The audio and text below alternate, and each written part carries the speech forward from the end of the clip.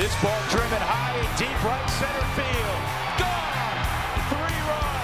Nolan Arenado, home run. Center field and deep. The leap and catch by Blackmon. He caught it. What a grab! What a play by Charlie Blackmon. Nolan, base hit center field. Here comes Charlie. The Rockies have won it. I love playing in Denver, man. I love these fans. They've been unbelievable. And we just got to keep winning, man, and hopefully good things happen.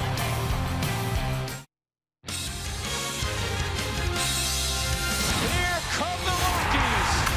Take a good look. You will see it for long.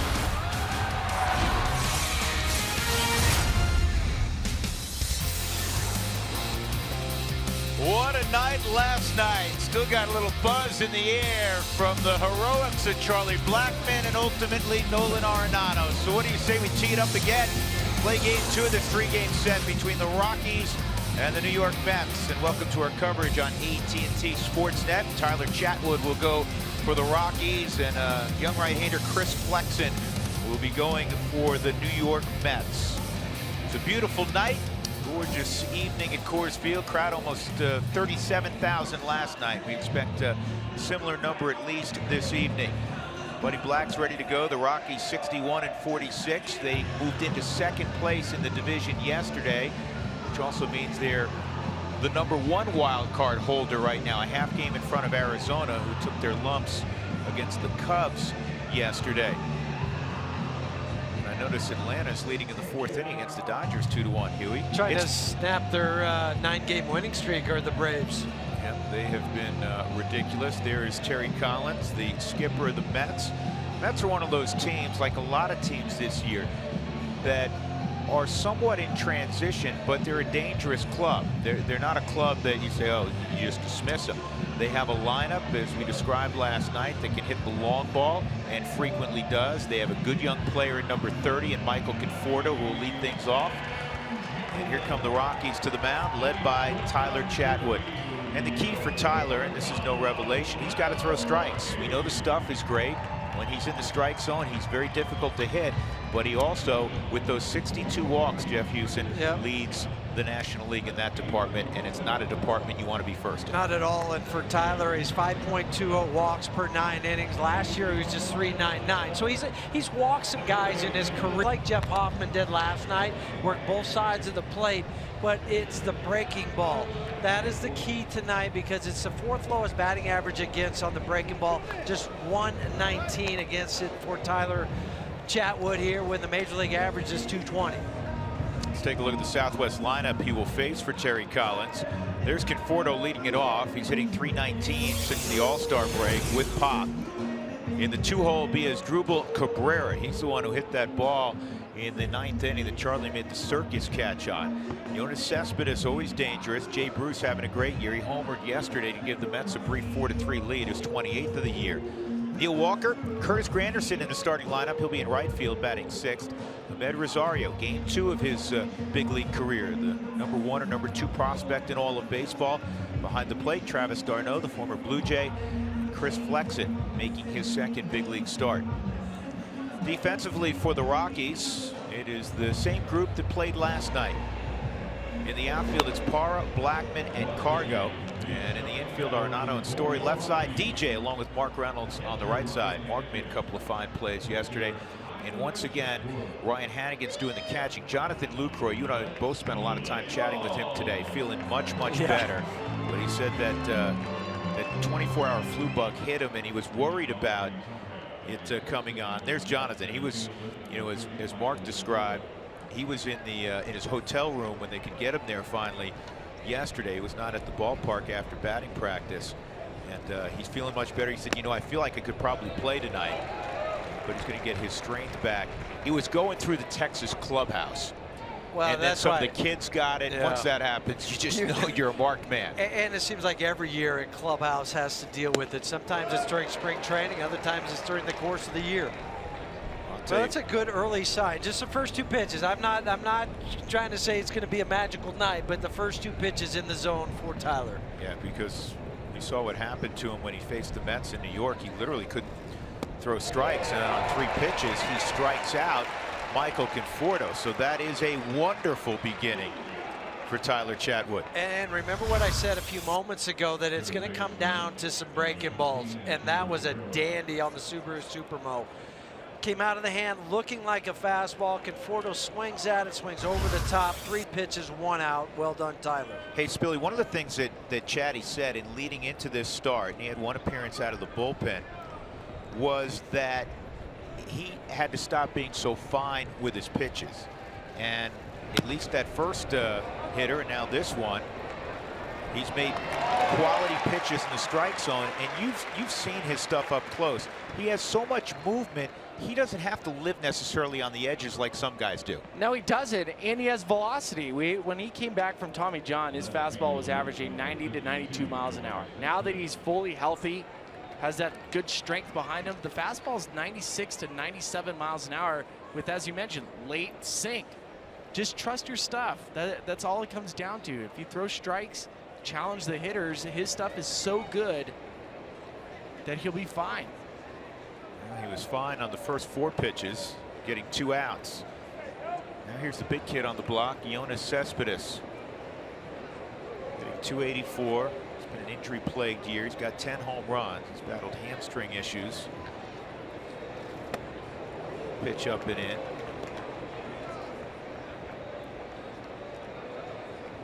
But he's one of those guys, though, that you don't go to the concession stand when he comes to hit. I want to see what he does. Even if he swings and misses, it's usually a pretty powerful swing.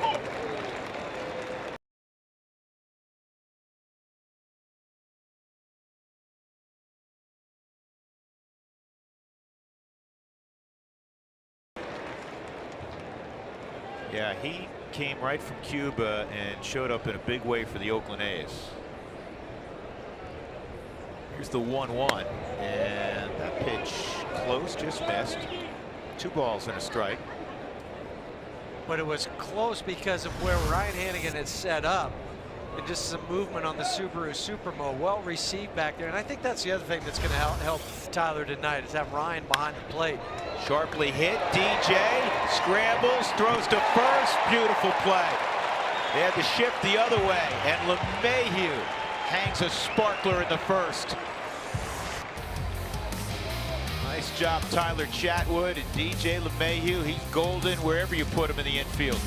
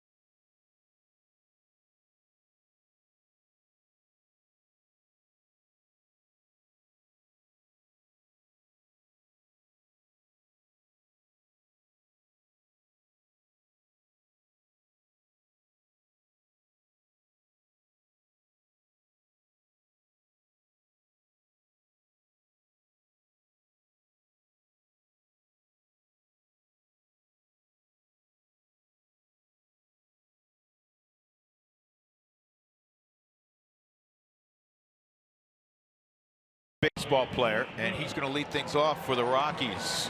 Here's the Southwest batting order behind Mr. Blackman. His buddy DJ LeMahieu will bat second. Last night's hero Nolan Arenado will bat third, and also the player of the month in July. Just every day he collects new awards. Mark Reynolds, Gerardo Parra, Trevor Story, Cargo in the 7th spot for the 2nd straight day. Ryan Hannigan will bat 8th, and they'll be facing Chris Flexen. Big right-hander who jumped right from Double-A Binghamton to the big leagues. He's made 1 start, went 3 innings, gave up some runs on 5 hits, has a 9 ERA coming in. Struggled with his fastball command in San Diego. Talking to some scouts that watched that game.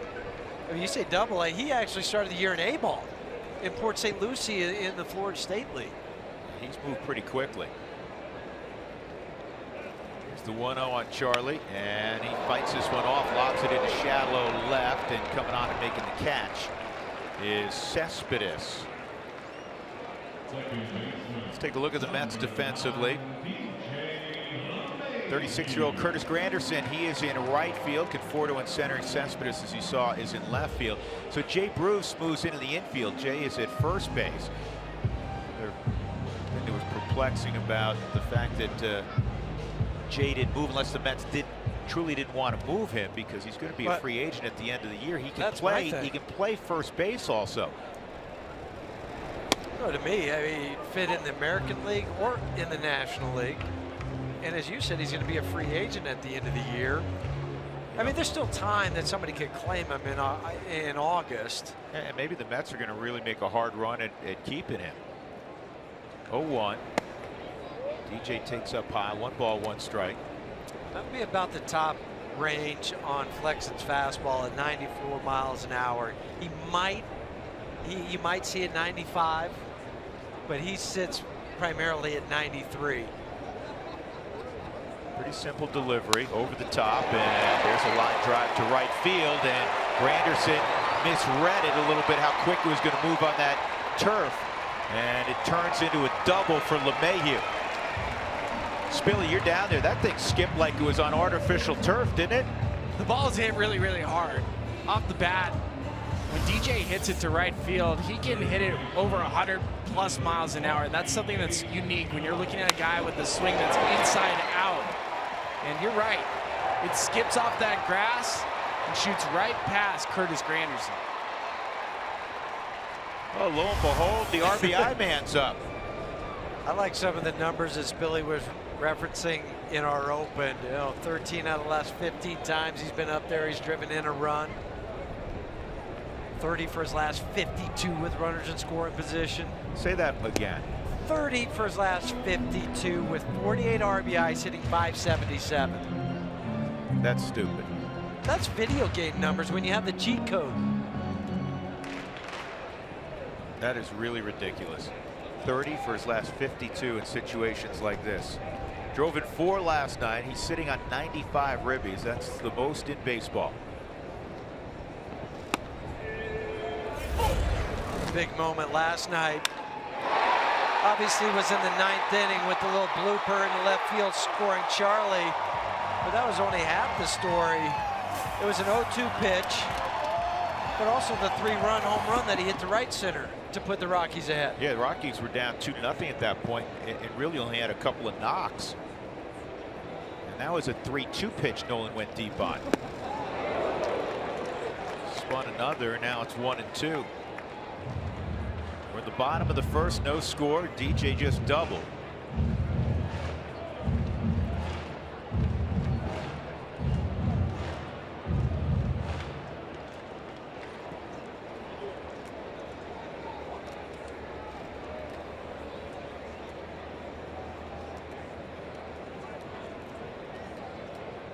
One and 2. And that's to third. Cabrera.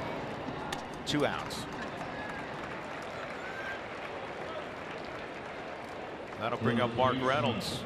Number 12, Mark Reynolds. Mark was 2 for 4 last night. 2 base hits in his last 2 at bats.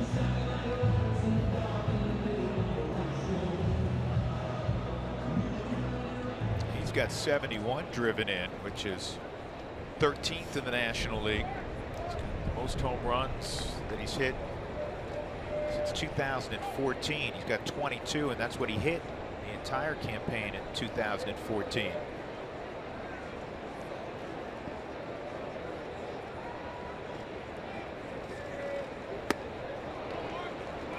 Flexen gets a swing and a miss. Just seeing how Chris stands on the extreme first base side of the rubber, tells me he's a little more comfortable throwing to his glove side than his arm side. I mean, that's way off the end. That was center cut, and it's fouled off at 94, 0-2.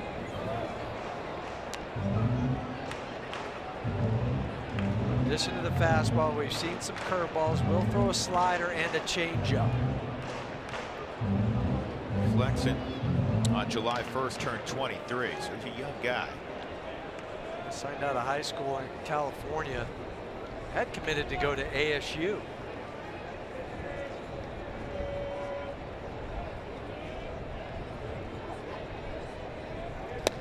And he gets a strikeout on Reynolds, so DJ left at second base. We'll go to the second. No score at Coors Field.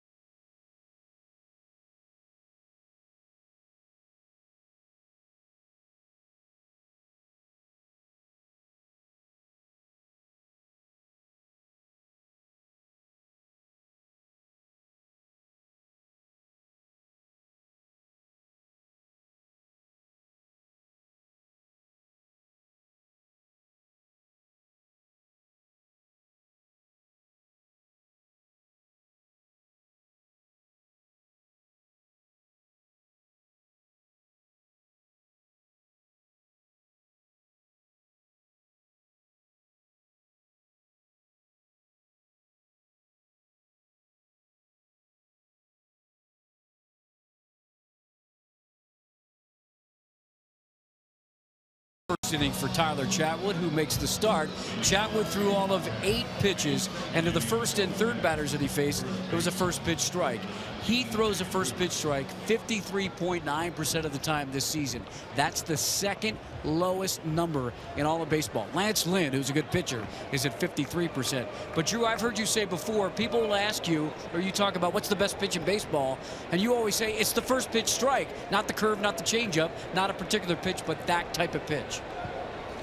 You start 0-1. The other huge pitch, Mark, is Huey and Spilly know better than any of us, is the 1-1 pitch. Man, you can swing that count to 1-2. The hitter hits below 200. If it goes to 2-1, it's a huge increase in batting average. Here's the 1-0 on Jay Bruce, and he hits a weak ground ball to first. That's the movement, Spilly, Huey, that you guys always talk about. I always refer back to when Todd Helton and Jason Giambi first set their eyes in spring training on the kid who had arrived from the Angels organization. They said, man, his stuff's electric. And for me, that's why if you're behind the plate, you don't set up on the corner. Okay, you set up on a third of the plate. So you're going to have some natural movement. And if you set up on a third of the plate, the movement will take it to the corner. 1 out. Here's Neil Walker. Neil takes low. But Tyler also said he needs to be more aggressive. He's got to trust his stuff. He's so far so good. This is down low, 2-0 on Walker. You'll see guys with movement, and there's downward movement with the fastball, and then there's run. So the baseball will start on the same plane and then just kind of run back. Well, Tyler has that downward movement, which is really difficult to hit if it's a fastball. That just misses 3-0. He's also probably one of those guys in all the catches you guys have had, not necessarily just, you know, with pitchers. You guys typically probably didn't warm up with pitchers, but you ever have that guy you played with that no matter how he threw it, the ball always moved. And it always seemed to catch it. You catch it wrong in your glove, right off the thumb. Yeah. Or off the And everything pinky. was firm. Yeah. And it hurt every time he caught the ball. Well, Tyler's one of those guys. He's not easy to catch because he gets so much movement. 3-1 pitch. This is good. He comes all the way back. Gets another ground ball. Walker's retired by Story. It's already 4 ground ball outs. Folks, join in on the conversation tonight. Send us your thoughts, questions, photos. Use Twitter or Instagram at AT&T Sportsnet RM. And don't forget to use the hashtag Toyota Talk. 2 outs. And here's Curtis Granderson.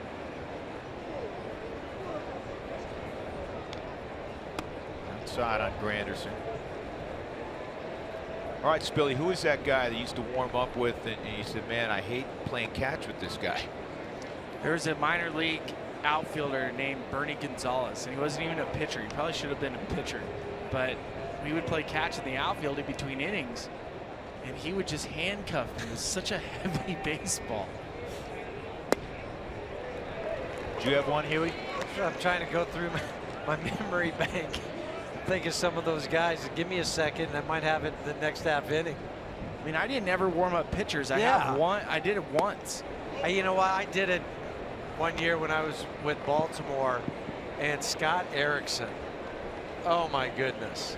I'd have to take that thumb guard out there that you put in the glove, and I'd always tell him, don't throw it quite so hard while you're warming up. Did you put a mask on? This is bounced toward the middle. Story spinning, throwing, out at first. How about that infield so far? That Mets dugout's got to be shaking their head. There are no holes. What a play by number 27.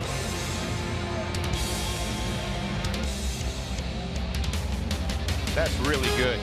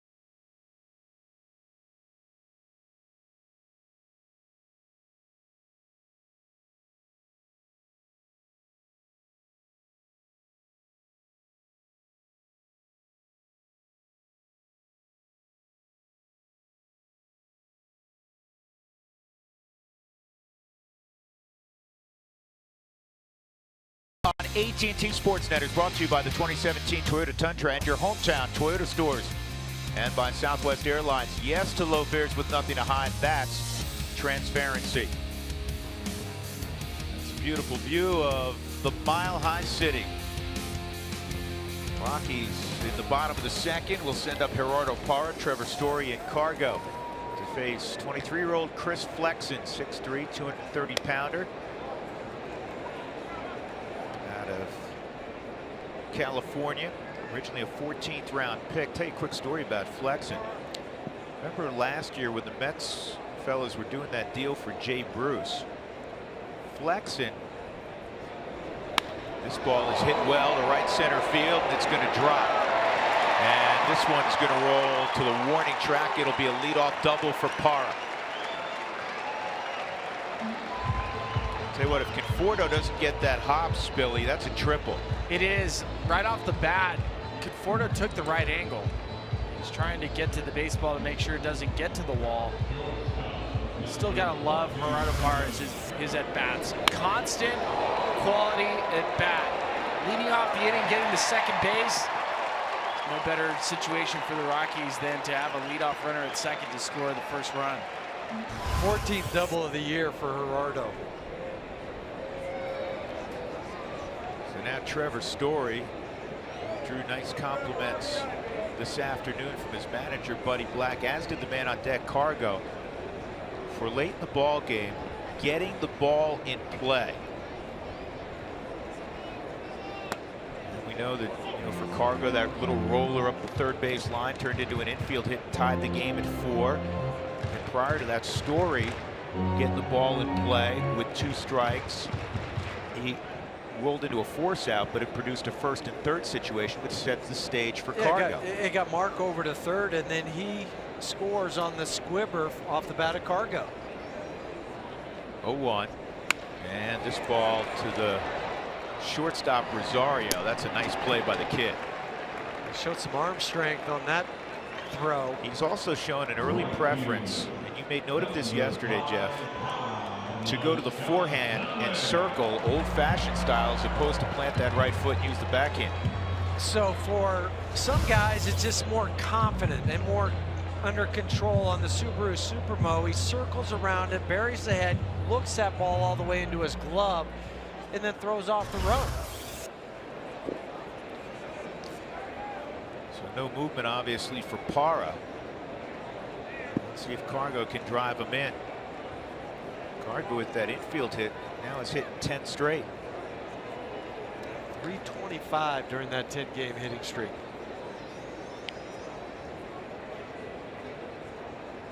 You know, he's not on fire, but the at-bats have cleaned up a little bit, and at least at the end of the evening, he's feeling like I'm contributing and I'm heading in the right direction. Yeah, it's like not like everybody's going in one direction and I'm going the other, like swimming upstream like a salmon. Sure. Good take there also. 1-0.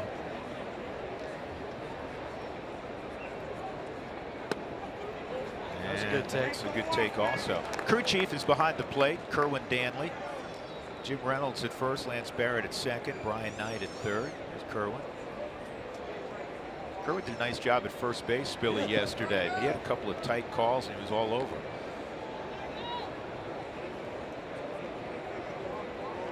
(2-0) for Cargo.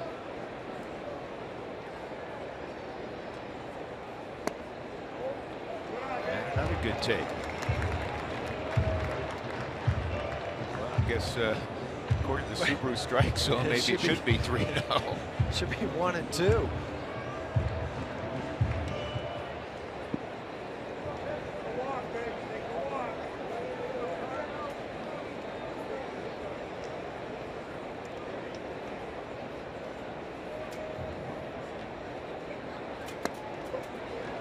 Called strike, 3-1. This one's going to be even, yeah, off the strike zone more than the second pitch on the Subaru strike zone. And you can just tell right now, and I said it earlier with Flexen, that he's more comfortable to lefties pitching away, and right-handers to his glove side. 3-1, and that's a strike. That's a changeup. They're going to continue to throw off-speed pitches to Cargo throughout the series just because of the way that the leg kick is forcing him on his front foot. And you probably have a really good angle down by the dugout on that too. It's come almost right on for you to be able to see how hard that's landing.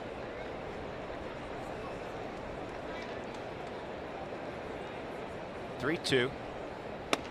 And ball 4. So Cargo goes down to first. Hannigan will come up. 2 on, 1 out. Let me finish that story on Flexen. So Flexen originally was going to be included in that deal to the Reds for Jay Bruce. The Reds, after getting the medical on Flexen, nixed it because they had some concerns on his elbow. He had Tommy John surgery right after high school. And so they selected another pitcher instead, another young pitcher instead of Flexen. Well, and then in his first start in spring training this year, he got scratched from it because he had knee problems and then had to have his knee scoped and remove a bone chip. Despite all of that, when he finally was moved up to Binghamton this year in Double-A, he really excelled. Sub-2 ERA. He's the first Mets pitcher to jump from Double-A since Mike Pelfrey did it in 2006. And Pelfrey was a big-time prospect. This young man, at the start of the year, is rated the number 22 prospect, according to Baseball America, in the Mets system. Pelfrey was the top of the Mets food chain at the time. 1-0 on Hannigan. Ryan takes a strike, 1-1. Spilly, one of those tough at bats when you're batting eighth with one out, traffic out there, with the pitcher behind you. You expand, I guess, a little bit, don't you? You can and you can't. I mean, you can sit dead red, straight looking down the middle, which is a great way to hit, or you can expand on certain parts of the plate. So whenever you hear somebody say dead red, what it means is you're looking only for fastball. You're not chasing any off-speed pitches. And right down the middle, if you have the plate, you're looking straight down the middle. Now, when I say you can pick a side, 8-hole hitters can do that. Usually it's pitched away. You can pick the entire outer half and then eliminate the inside part of the plate, and it makes it a lot easier. Now he's got to protect. Got to cover the whole piece of paper. 1-2.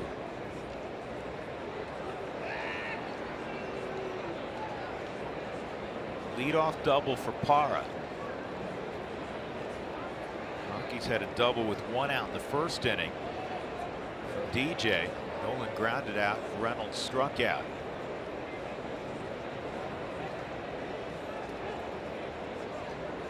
Another great crowd settling in.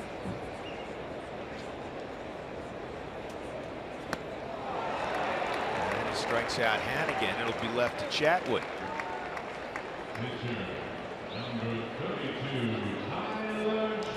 Folks, when the Rockies score 7 runs in a ball game or more, go to participating Colorado Taco Bell locations the following day between 4 and 6 to get your Rockies taco special. Live Moss at Taco Bell.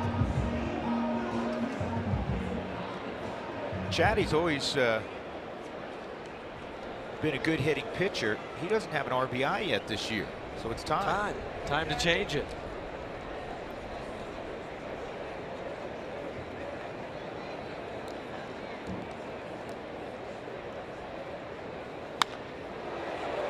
Be the last starting pitcher to grab an RBI.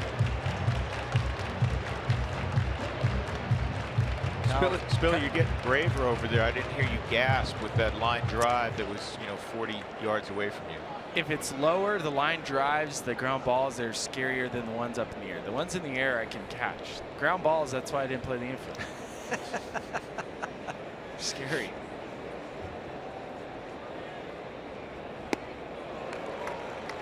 Two strikes on Chatwood. Youngster's not afraid to throw a curveball here. Thought he might just put that in his back pocket and go slider changeup.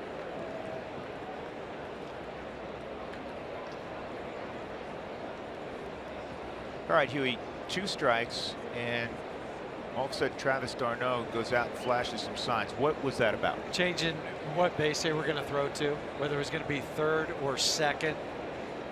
That's all it was. Hard second, Cargo at first.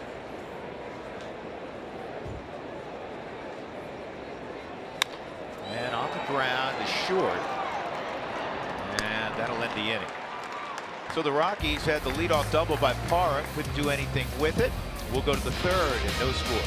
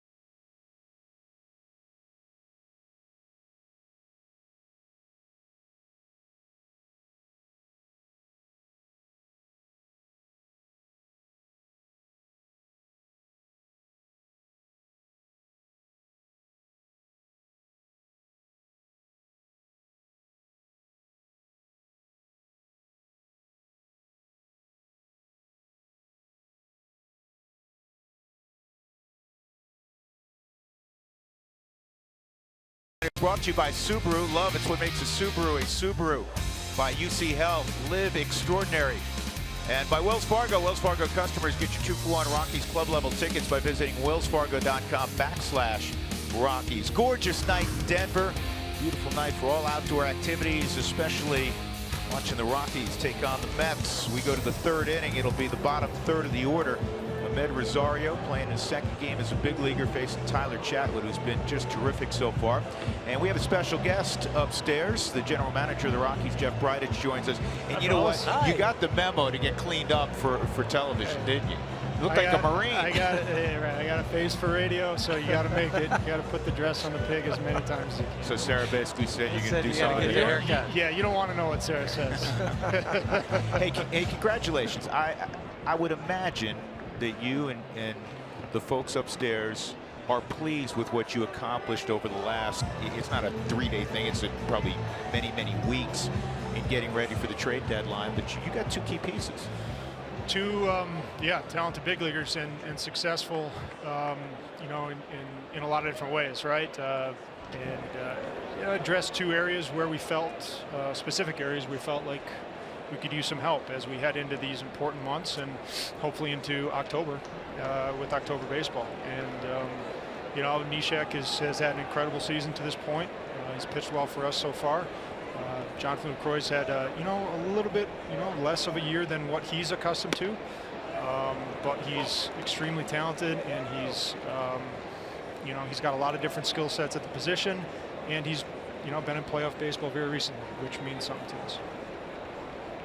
0-1 from Chatty, and it's 0-2 at Ahmed Rosario. So take us through a little bit of the process for each of them. I mean, was it one phone call? Was it 7 phone? I mean, how long did each of these trades come about? Rarely is it one phone call ever in anything. And a lot of times it's, you know, in this day and age, it's text messages and occasionally some emails. Nice pitch.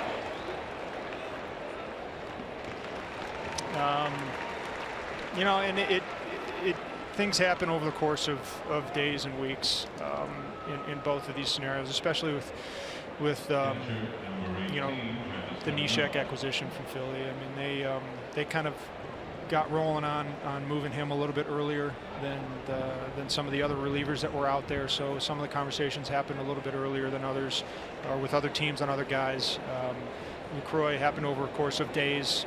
You know, happened a little bit closer to the deadline. So let me ask you this: is it like a grand game of chicken? Because let's take Neshek, for instance. You said he moved a little bit earlier. Philadelphia was being aggressive. It's not like the Colorado Rockies, where the only team lined up to try to get Pat Neshek. There had to be a lot of folks out there that would love to have Pat Neshek toward the back end of their bullpen. You know, it's very difficult to try to discern exactly what 29 other teams are thinking, or what their 100% what their goals are, right, and how serious they are about achieving them. You find over the course of July that a team could say, you know, one day, hey, we're going to do this, and then, you know, 3 days later it's something different. So at the end of the day, and for us, there is the element that it's kind of like, you know, the Desmond signing. We felt like Ian Desmond, you know, was a good fit for us. At the end of the day, you know, we were aggressive on him, and we were able to sign him. Similar, there has to be an element of a similar element of that at the trade deadline. If you value a guy, you know, at some point you have to be willing to step out, no matter what else you think is out there for him, because you really don't truly know. But you have to be willing to step out and go acquire somebody if you can match it up. And if the value of what you're willing to give up and the people that you're willing to give up matches what you think you're bringing in, you have to have some courage and step out and go, hey, this is the right thing for us right now. Jeff, really quickly, you gave up 3 kids who were having nice years in Asheville. And is that, hey, we're willing to give up this group of guys, or do they call you in this case and say, hey, this is Story, can he do it again? He did. Oh, what a play. Unbelievable. We'll be back for that answer from Jeff. But let me say something. That infield, I don't know if you've been watching, folks, pretty good. What a game so far for Story. And Chatwood has been magnificent. No score, middle of 3.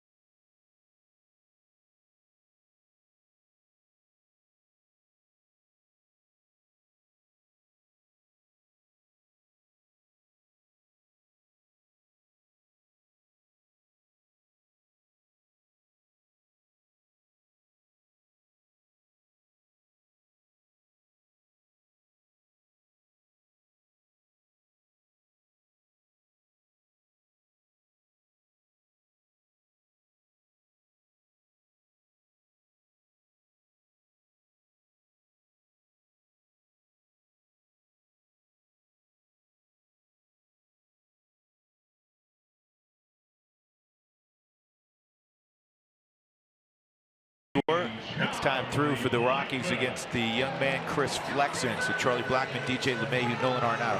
Getting back with Jeff Bridich, the Rockies general manager. So when you're orchestrating that deal and you ended up parting with 3 young kids at Asheville, are those all your selections, or do the Phillies come to you and say, hey, we really like Gomez, and give us a list of 10 other guys we'll pick from? How does that work? It's different for each situation.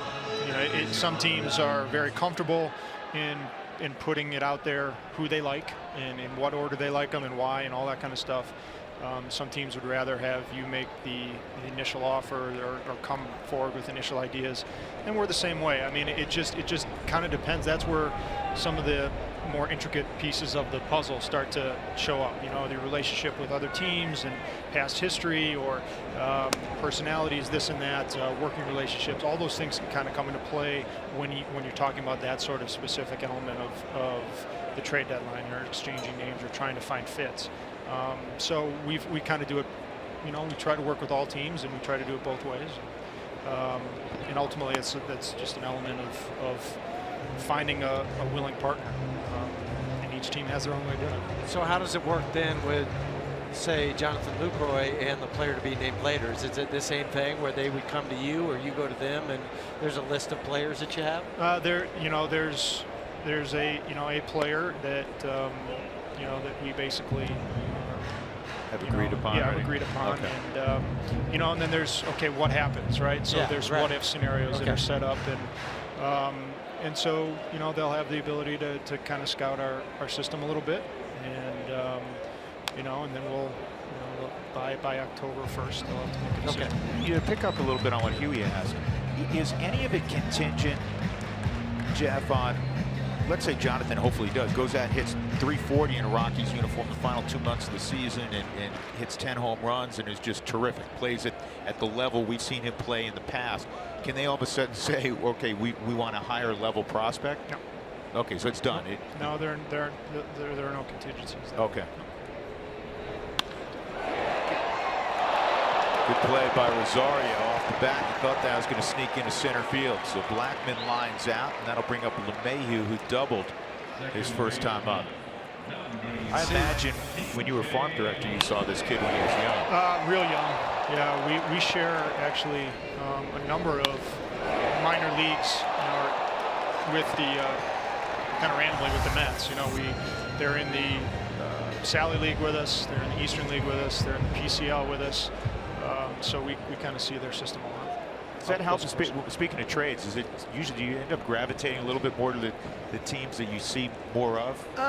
Not necessarily, but it is a help. If you have a lot of your people that you trust, in player development, that you are your people that have seen players up close and personal, maybe year after year.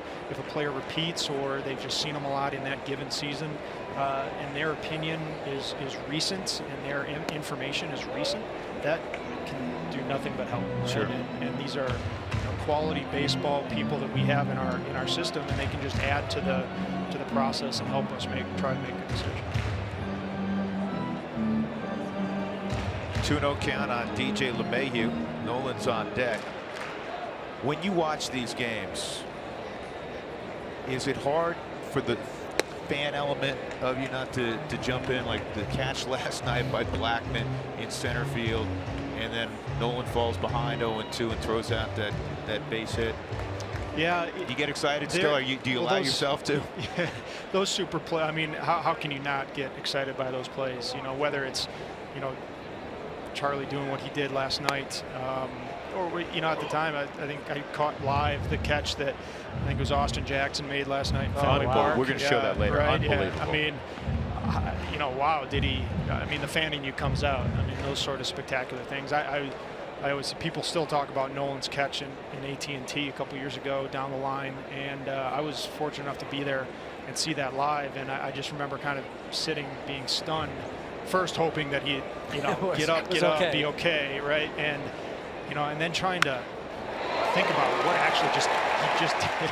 Hey, it wasn't quite as dramatic, and I know you were up to your ears in trade deadline moves and that sort of thing. But the catch he made in Washington, over the shoulder, unbelievable. Yeah, I didn't honestly. I don't know why I doubt him anymore, but off the bat, I'm like, it's going to be that's a Bermuda Triangle. It's going to fall in for a foul ball, right. And he casually at the end, just kind of sticks his. Yeah, it's otherworldly. Just look how. I got it. Yeah, I got it. Yeah. He just kind of keeps running casually. You know, it's like do it every day. Yeah, who else do you think was going to catch it, right? He's amazing. You know you're spoiled when you're you question like, why didn't he just make that incredible, unbelievable, super duper play, right? And you know you're truly spoiled. When you're like, really, Nolan, you made an error? I mean, come on. Kevin Long, the hitting coach, longtime hitting coach in the big leagues, Yankees, Mets now, was telling me before the ball game, he was, going raving about the Rockies and how talented this club you put together is. And he said when the ball got down the third base line with Nolan, I'm trying to remember who hit it yesterday. It wasn't Cespedes. I think it was Darno. He hooked one down the line. And he said, I don't know if I've ever seen that before, where a ball actually went past him between I think the you're bag right. It was Darno. and him. Yeah. 2 strikes on Nolan, 1 out. DJ at first. I think Pat Neshek's reaction in DC when Nolan ranged to his left deep into on the shift and kind of fielded the ball where Trevor would normally be and then spun and gathered himself, spun and threw the guy out. So for a new guy to kind of experience that up close and personal for the first time, he said, wow, it's a pretty genuine reaction. Yeah, and even tonight, if you're sitting in that Mets dugout, Huey and I were talking about this. If you're sitting in that Mets dugout and you've watched the plays that DJ has made and Story has made, you know what, Nolan's going to do something spectacular tonight. You're saying, okay, really? Yeah. It's a Gold Glove type infield. And Mark Reynolds, he gets overshadowed. Mark's played a terrific first base this year. Yeah, and Mark's especially his play around the bag. The things that he can do athletically in that kind of that box around the bag and helping the rest of our infield, turn ground balls into outs. That has been a huge part of our defense. Absolutely, it does. Did you feel a little bit like Sandy Alderson may have felt a couple years ago when everybody who called him asked for one of the young pitchers? Our teams, do they have enough chutzpah to ask you for any number of these young guys that we've witnessed this year? Sure. Yeah, they do. I mean, what's the worst? What's the worst that I or we can say as an organization? No. I mean, then they know, right? So that's just a part of the industry, and it's information gathering, and it's question answer, asking and answering, and there's really no offense ever. So you talk about chutzpah. There's no offense that we ever try to take about any sort of inquiry or any sort of question. It's I think it's just a natural part of the game, and to get offended by that stuff, or even if you're just not going to do it, then you're not going to do it, and that's the end of it.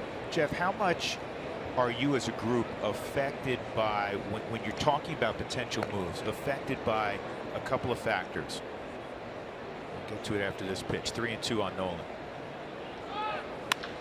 Through the hole, base hit. DJ was going, but Cespedes got to the baseball quickly, so it's first and second, 1 out for Mark Reynolds. How much are you affected by the Dodgers' unbelievable run this year? So right now, it appears that you're playing for a wild card, which is a 1-game. You can have the 27 Yankees come out on the wrong end. So, how much do you give up with the potential that, hopefully it doesn't work this way, but you could be in a 1-game scenario and anything can happen. Well, and then the other part of it would be, going forward, guys you may not control after a couple of months. Sure. Two parts to that answer. One is that if we spend too much time worrying about whether it's the Dodgers or anybody else in or out of our division, it's probably time better spent elsewhere, right? So there's only so many, there's only so much time and energy we can put towards that. The second part of it is, in any sort of, deal, right? Whether it's a free agent deal in the wintertime, whether it's a trade in the wintertime, whether it's a trade at the deadline, one way or the other. We are, I think, responsible to the organization and looking at both the short term and the long term, right? So in everything that we do, we have to consider both. It doesn't matter if it's a trade like two trades like we did this year, or it's trades that, as we've done in the past, either major or smaller trades. Everything for us is connected, and in some way, shape, or fashion, it has to fit. For us, the fit this year was we have a good team, a very good team. We have opportunities to play postseason baseball here. We've put ourselves in that position, and we're gonna make some decisions in the short term that fit for this team, and that hopefully provide a boost in performance, that provide some energy and some belief in this organization and in our clubhouse especially. It made sense for us. But there's so many things that get tossed around, especially in the weeks leading up to the deadline, that never happen. There's so many ideas internally, so many rumors, well, too. in the room and out, and things that get talked about with teams that just, ideas that get floated, or just you go to a certain point with a team and you just hit a dead end, or they see, the grass is greener with a different team for that organization, so they go that direction. And so there are no guarantees in all this, and you can say, well, we need to do this, and this, and that's what, 4 or 5 things, and maybe your reality is you only get one thing done because there's only so much of it you control. And so I think you always have to remember who you are as an organization, and for us, that's looking at both the short and the long term in anything that we do. Can you explain to the fans too that just because July 31st came and went, there's still opportunities going into August? It's just different set of rules. Different set of rules, more restricted, obviously. There are trade waivers, and really it's kind of a formality, right? They're revocable waivers. So you put a player on, and if the player gets claimed, you can take him off the waivers and he doesn't go anywhere, right? And so, but you can't move him after that. Correct. Yeah. And if he does get claimed and you decide not to move him to that one team, or the team that was awarded the claim, then he is, that player is yours for the remainder of the season. And so there are more restrictions, and so there's just a different strategy. You don't control when other teams put their players out on trade waivers. So did teams start doing it August 1st? Yep, then? Absolutely. Okay. Yeah, and you don't control that, so you kind of have to be. The strategy is being ready for what each new day of trade waivers brings, and understanding what players you still might have interest in that you just kind of have to wait and see when they might. So and some may never go. Is it say like by noon each day there's a new set? Is that how it? Yeah, noon Mountain Time. 3-2 on Reynolds. Line drive, base hit. DJ around third, and he is going to score. 1-0 Colorado. Mark Reynolds coming through. 3 straight knocks. And the Rockies have the lead here in the third. What an insurance policy he's been this year. 72 RBIs for Mark Reynolds. Coming through again. Compact swing on the Subaru Supermo, right back up the middle, scoring DJ. Another good number is the Rockies coming into tonight are 46-14 when they score first. I can't go through all 30 teams right now, but I don't know if there was a better, I put this in air quotes, minor league sign invite to camp than Mark Reynolds in 2017. He was good last year with us. He was good this year with us. The minor league portion of it was just kind of a function of how his offseason, the wintertime ended up going for him. He's obviously a high-quality big league player, right, no matter how he comes into your organization. Still a hockey term that my partner's real familiar with. He's really good in the room also. Oh, extremely good in the room. Yeah. He's an adult. He's a true adult. He's an adult in the clubhouse, in the dugout, and I think that Jeff, you just mentioned his approach in that at-bat, short swing, not trying to do too much. 10 years ago, that Mark Reynolds that might have taken a different approach in that at-bat.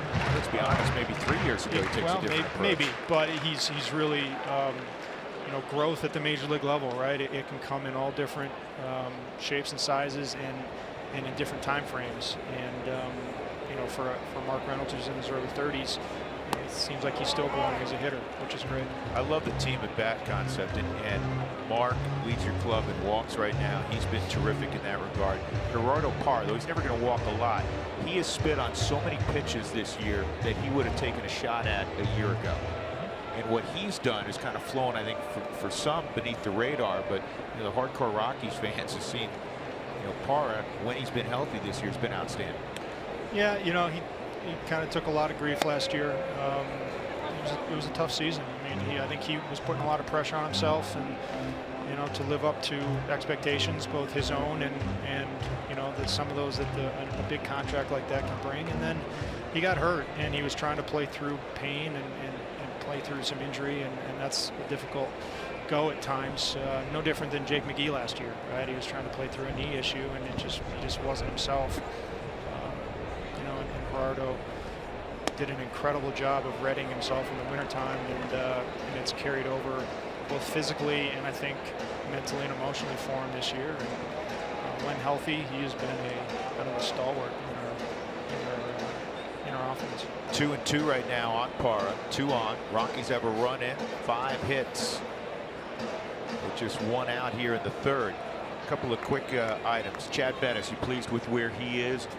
Chad's going tomorrow night, I believe. Yeah, how can he not be? He's healthy. He's pitching. You know, hopefully his body is allowing him to recover a little bit better, outing by outing here. You know, he's got a great attitude still. He's positive. He feels good. You know, I think he feels, I'm not trying to speak for him, but I think he feels rusty as a pitcher. I mean, we're still in kind of his spring training phase. But I mean, all things considered, where he has been and this year and what he has gone through since November of last year, October of last year, I mean, how can you not be happy? Yeah, marvelous story. How do you think the young kids are holding up? The young pitchers, I mean. Probably each a little bit differently. As a group, I think they've been down the line, foul. I think they've been fantastic, and I think that in a lot of ways they have done things that we were hoping that they would do together. They've pushed each other. I think they're close. I think they are growing together. I think you know, they're learning from each other, and they're pushing each other, and they're competing against each other in a good way. I think that's a big thing, compete. Yeah, I mean, they know that they're all talented, right? In their own, and they're all a little bit different, both in their skills and their personalities, and that's a great thing to have. So it seems like a tight-knit group. Parra drives this ball deep left center field. Nobody's going to catch it. It'll roll to the wall. 1 run is scored. The trail runner Reynolds will score. 2-run double. Gerardo Parra make it 3-0 Colorado. You can't have really 5 better at bats than the Rockies have had this inning. Charlie lined out. It was a typical Blackman at bat. And then DJ lengthy at bat, lines a single up the middle. Nolan on a 3-2 pitch. Reynolds deep count. Parra deep count.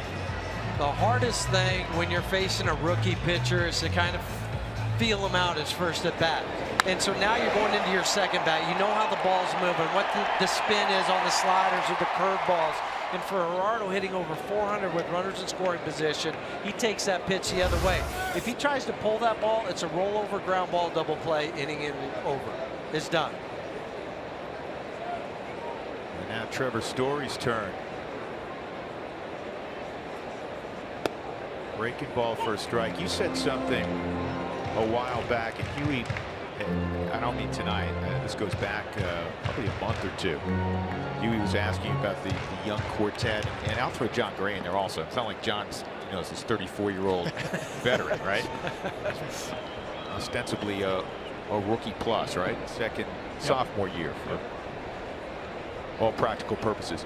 You said that, you know, where's it written just because they're young that if they were talented enough to get here and talented enough to be as well thought of as all of those guys are, that they can't do well initially? Yeah, your mentality's at least half the battle at this level, especially. And if you have, I think I can't remember.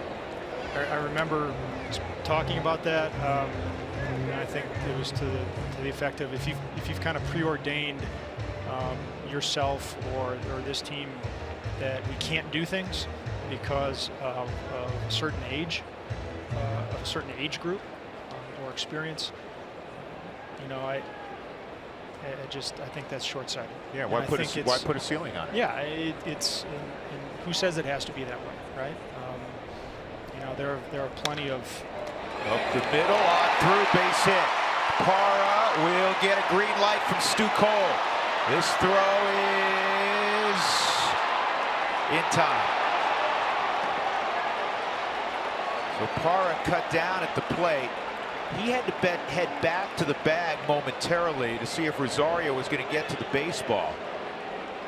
And Stu gambled. And a pretty good throw out there by Conforto gets him. Actually, it's going to be Cespedes. My bad. Yeah, but he just airmails it all the way to the catcher. And that's one of the rare times that you can do that. Because Gerardo goes back to the bag thinking that Rosario is going to be able to make that play. And then coming in home and just trying to make the slide. It's really hard when you go back to the bag first because your momentum's there. And then I think that d'Arnaud did the right thing, just put the glove right by the plate. So Story moved up on the throw, 2 outs. Cargo at the plate. He lines this ball to center field and deep, and it is gone. 2-run home run. How good was that to see? A vintage Cargo blast. A line drive that would not quit. Make it 5-0. Cargo had an 11-game hit streak and hadn't seen a whole lot of power during that hit streak. And he kept waiting for it. He kept saying, it's about time. It's about time to click. And here it was. He finally clicked a Cargo home run like we've seen so many times since he's been wearing pinstripes. And I think, Jeff, you know that moving forward, Cargo the next 6 to 7 weeks is an important piece of this offense. Tyler Chatwood, who's starting tonight, another piece. Adam Ottavino out in the bullpen. Those are 3 veteran guys that they pitch and play up to their potential. That takes this team to another level. Yeah, there's no doubt about that. I don't think we need to belabor some of the Cargo stuff. It's been written ad nauseum, and he's been such a warrior for us for so many years, and there's.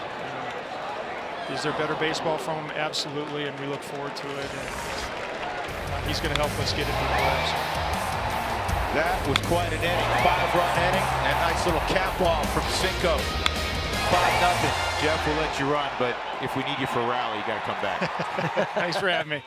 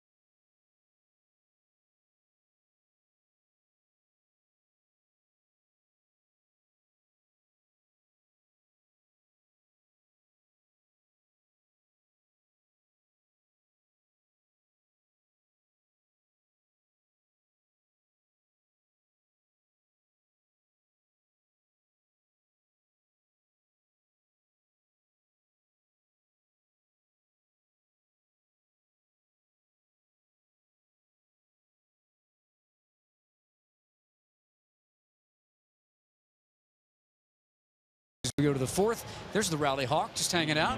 Hopefully we don't need to see the Rally Hawk later on. Hey, last night, I want to go back to that catch in the 9th inning that Charlie Blackmon made off Cabrera. There's 2 outs. He made the previous play, and then he goes into the wall in center field, makes this at least extra base saving catch. And Gerardo Parra was in left field. He was happier than anybody to join in on the celebration last night with Charlie. I can't say anything. That's an unbelievable catch. I think I'm happy with that. Even when he catch that ball, I jump to hang, and he crazy too. So that's a baseball. I think we win the game after that catch. Rockies felt like that was the reason why they won the game last night, that catch, and then they come through with the walk-off. Parra's come through tonight, guys, so far. Parra's come through. Charlie made an out, but it was a line shot. Thanks again to Jeff Bridich for joining us, and really informative, and it gives you a little peek behind the curtain on how things unfold leading into the trade deadline. Michael Conforto takes a breaking ball for a strike, and it's 0-2 on Conforto. Tyler Chatwood's been outstanding. Spilly, you were sitting down there with literally a front row view. Do you remember, 8 better at bats, 7 better at bats, and you just witnessed one after another? It was like methodically they went about taking pitches, fouling off pitches till they got something they could handle. I mean, that was fun to watch. It was fun to watch, and it also shows the inexperience of a guy coming from AA to the major league level, because the Rockies were able to hold out, make sure they didn't chase pitches in the dirt. There wasn't enough depth on the sliders to really fool the hitters, so you could hear them when they were walking in. They're like, we got this guy. We got this guy. Stay right here. Stay with your approach. That's the 3rd time Kerwin Danley has been hit tonight. Left wrist. Better peek on this Subaru Supermo. Ooh. Off the shoulder too of Ryan. Ryan tried to block it. Did that hit? Can we roll that back, guys? Did that hit on the grass? I don't even know if that pitch made the dirt.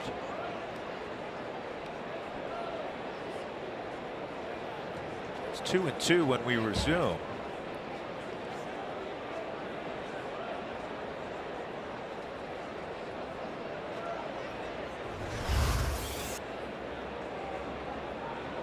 That hit a foot in front of the dirt.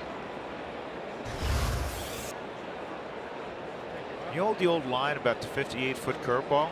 That was a 55-foot fastball. In all honesty, it wasn't. You know that. It's probably 8 feet in front of home plate. More.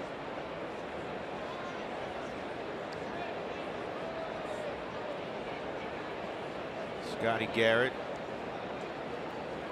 Well, just looking. Looks like somebody's going to go get the gear on.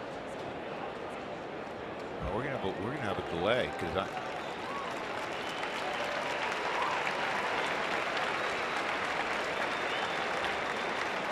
gonna have to go X-ray that.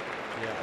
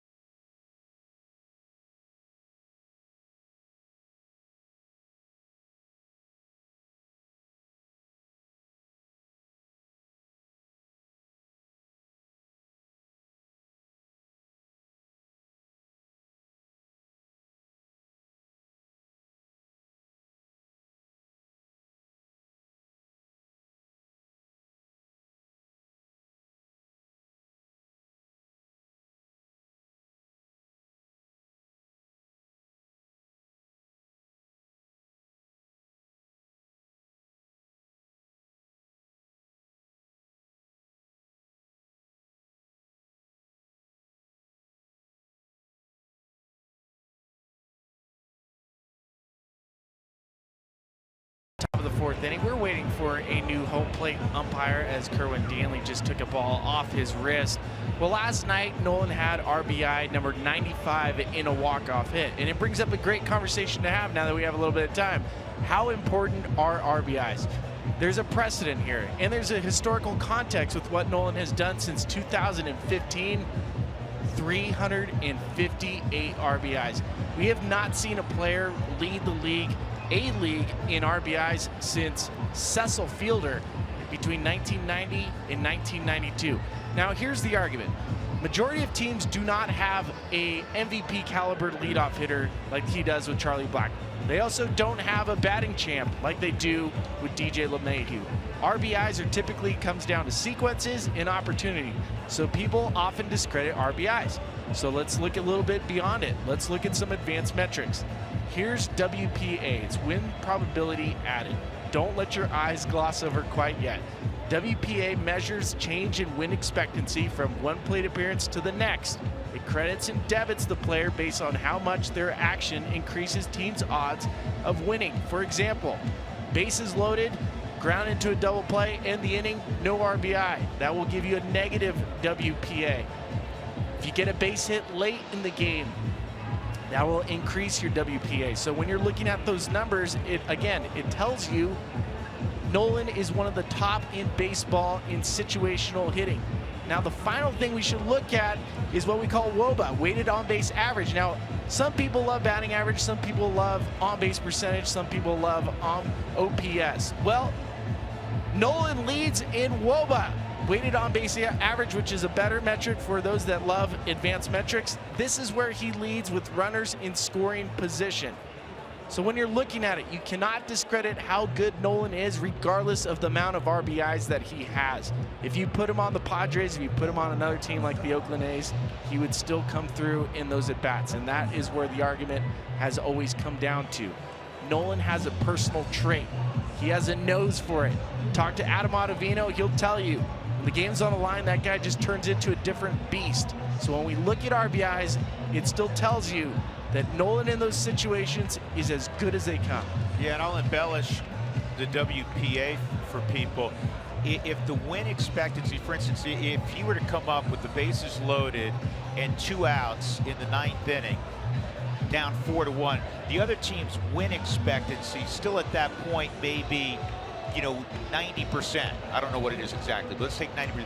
If he hits a grand slam, that is 0.9 to his credit, and you take the same amount away from the pitcher who gave it up because he was pitching with a win expectancy of 90%. All of a sudden now it's a loss. And so each at bat, depending on where you are in the game, carries a certain weight.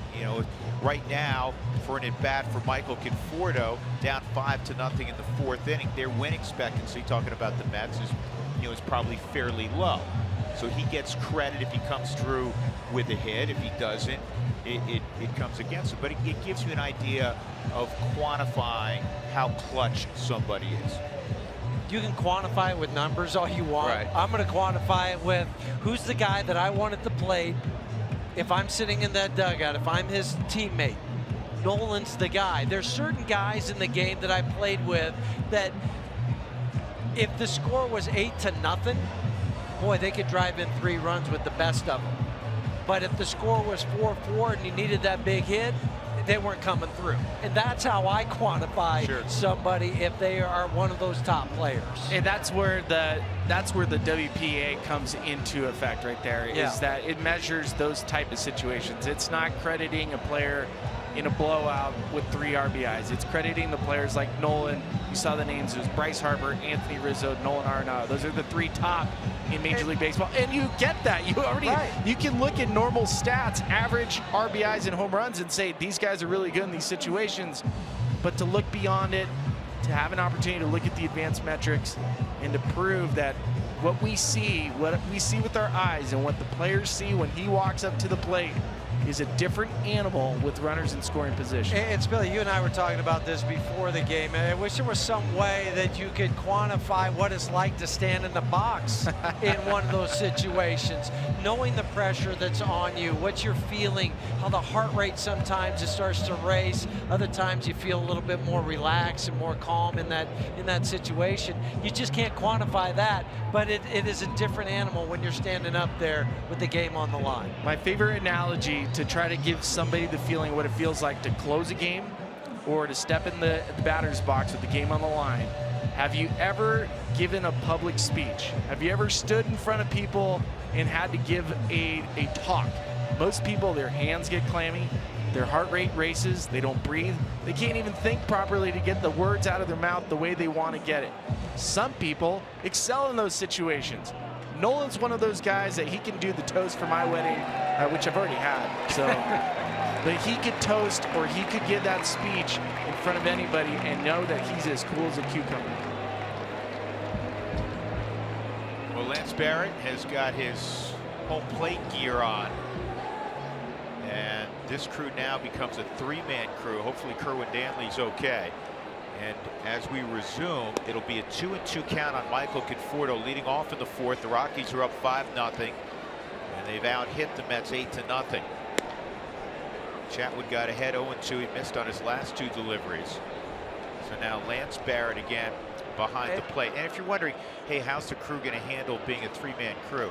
When they were coming up in the minor leagues, and even before that, they're used to being a two-man crew, three-man crew. These guys are the best in the world, so they understand what their coverages are now. They'll remind each other. Yeah, and they'll remind each other, picking up the extra base. And it's Lance Barrett because he was the second base umpire. If somebody's ever hurt, it's always the second base umpire that'll come in there because you're not going to put the guy that was the home plate umpire last night. He's at third. The guy at first is going to be behind the plate tomorrow.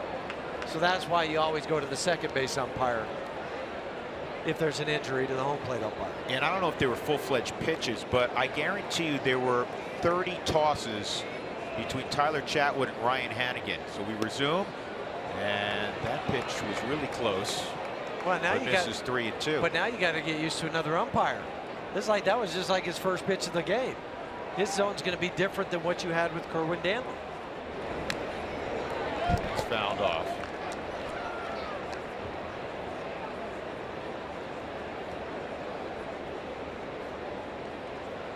Conforto struck out to begin the ball game. Chatwood's been outstanding so far. Here's his 34th pitch, and this is a bullet, and it's knocked down by Story, but Conforto will reach. That'll be a base hit, the first of the ball game for New York. That was lathered. It's a rocket to Trevor in the shift. Didn't know if he was going to be able to catch it on the line or if it was going to short hop. It was hit so hard on the Subaru Supremo that it popped out of his glove, and indeed it'll go down as a hit for Conforto. I'm sure the Mets dugout's in shock. What, they didn't make that play? Yeah, they just assume everything is going to result in an out in that infield. That'll bring up Cabrera, two-time All-Star, 1,300 hits in his career. That's high, ball one.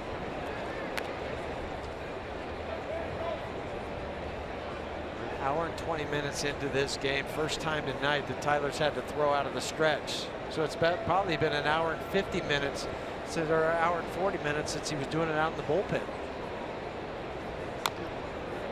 Well, he's had great movement tonight. You can tell when there are not only a number of ground balls, but as I like to say, mishit ground balls. Like that one right there? Yeah, we're nubbers and that sort of thing. It was a 13-minute delay for the umpire switch.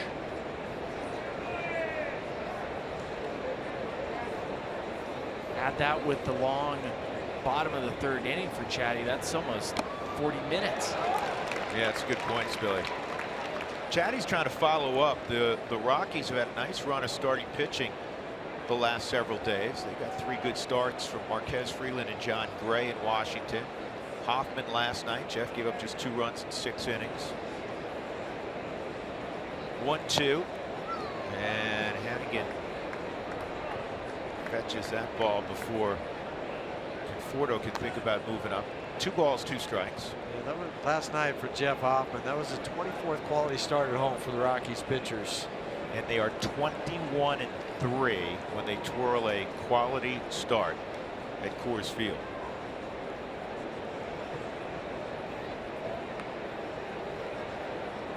Is that the best they've ever had with quality starts on the record? Just a guess, I would think so. Hard to imagine being better than that. That's going to find an opening on the right side. Conforto's going to go first to third. So 2 men on, nobody out. Cespedes coming up.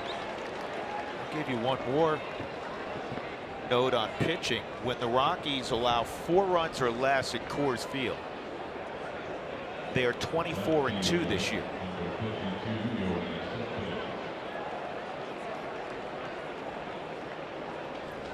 So a seeing eye single. Cespedes, who was robbed of a hit by LeMahieu his first time up, will step to the plate.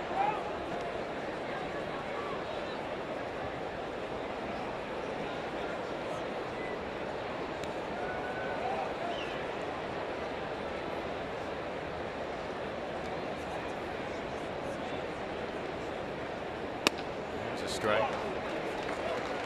Jonas wears the t-shirt underneath. In Washington over the weekend, where it was hot, Bryce Harper, I thought we were in the 70s. These guys were getting ready to go to Studio 54 or something. They had the shirt open their clavicle. Gold chain working. 1-1. Also with Cespedes, does he have the most colorful arm pad and then the leg guard of anybody? I mean, look at that. That's orange, right? He had the bright yellow, I think it was, in New York. We were there after the break. 1-1, double play ball, perhaps. There's one on the first in time. The run scores. Boy, it helps to have a big arm like Trevor Story. Well, especially with these new rules where you got to make sure your foot's on the bag. You don't really have any momentum going into that throw. That'll be the 119th double play the Rockies have turned this year. You know, 2-hopper. DJ gives him a great feed. Trevor coming across. And the strong throw. Looking it in on the Subaru Supermo. Little sidearm flip right at the chest. Exactly where a shortstop or a second baseman like that throw, because it's an easy transfer.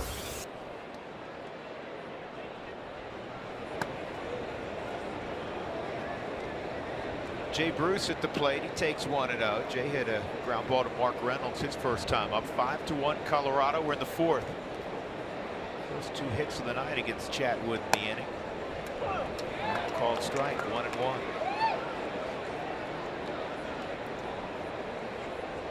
Jay Bruce, 8 home runs, 19 driven in over his last 21 ball games. DJ's in short right field. Story's on the right side. 2-1.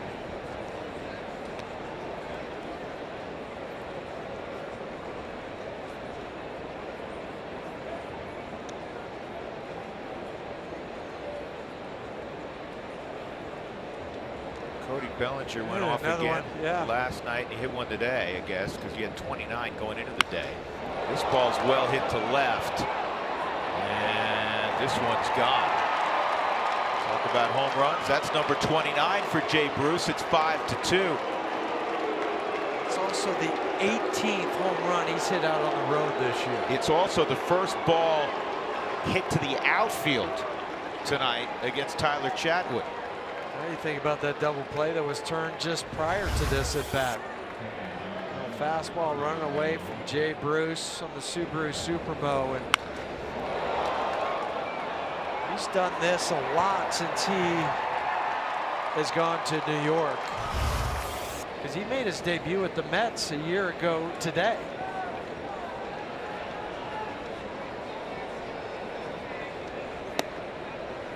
takes him 5 minutes to shake hands with Yoenis Cespedes after a home run. With that special secret handshake. You got to go to class before you get they got like a PhD in handshakes. 1-1 on Walker.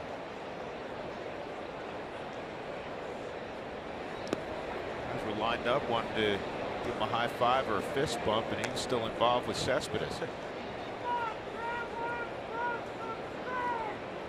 Walker grounded to short his first time up.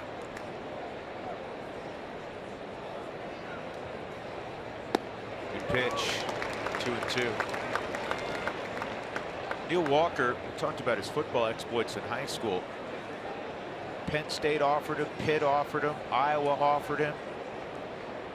And all of those schools were willing to let him play baseball also. This is going to be caught by Story. Not distracted by Arenado leaping for it. That'll end the inning. 2 runs come in for the Mets. A couple of hits, a double play scored the first one, and then Jay Bruce an opposite field home run. 5-2.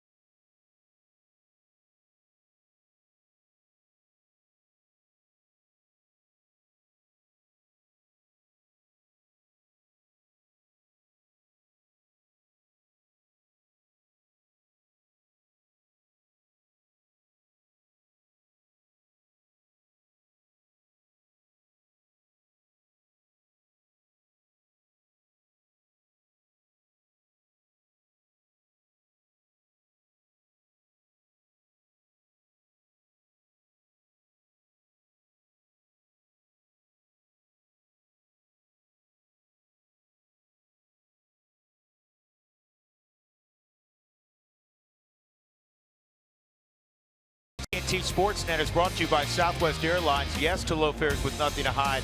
That's transparency. Rockies up 5-2 as we go to the bottom of the 4th inning, and the Rockies have chased off Chris Flexen.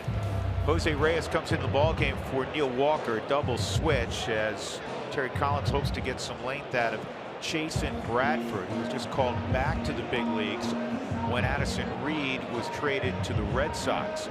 So Bradford, 5 ball games this year, including 2 of those 6 innings against the Rockies, has an ERA of .750. Rockies got 2 runs against him in New York on 3 hits.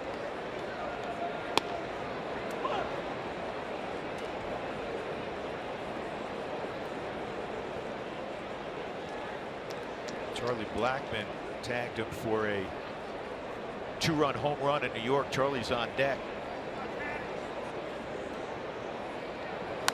It helps that you've already seen him. There's a small book on him.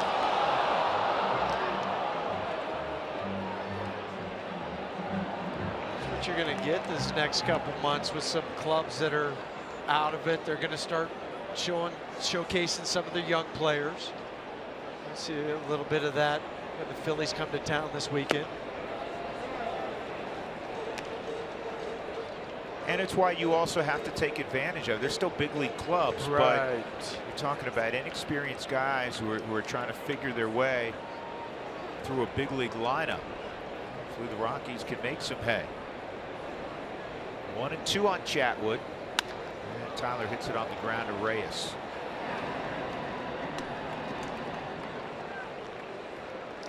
So that'll bring up Blackman. Charlie, a fly ball to left and a line out.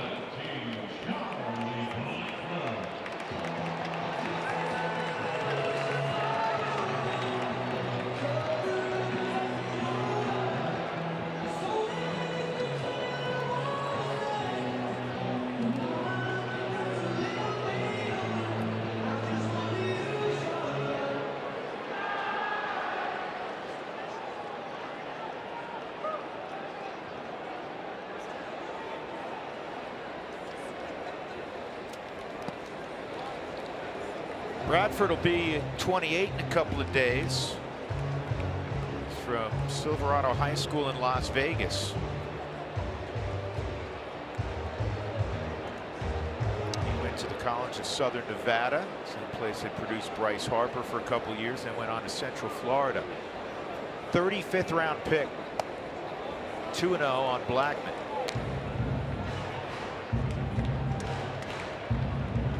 35th round for Bradford. It's a 14th round for Chris Flexen, the starting pitcher tonight for the Mets. Who, by the way, with Flexen, that's the 12th different starting pitcher they've used this year. Charlie hits this ball in the air to deep center field. Going back is Conforto, still going back, and he'll make the catch. 415 feet or so from home plate.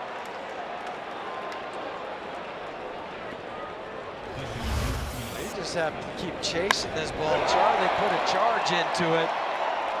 Conforto keeps going back.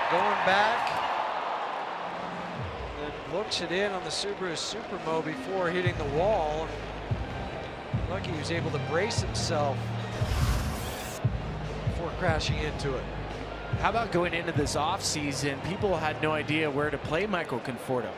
They weren't sure if he could play center field, let alone an outfield corner spot, because they already had Yoenis Cespedes playing left and Jay Bruce playing right. He made himself into a much better center fielder than I think a lot of people have given him credit. He's a really good baseball player, isn't he? He's fun to watch. He can swing it. Good athlete.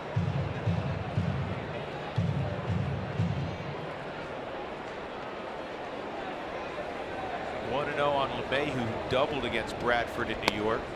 1-1. Tonight, DJ's 2 for 2, a double and a single.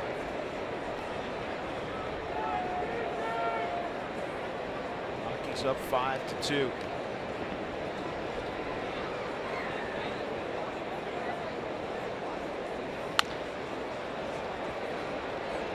Bradford is going to work the 1, 2, 3, 4th inning. So we move to the 5th. Colorado leading 5-2 at Coors Field on a Wednesday night.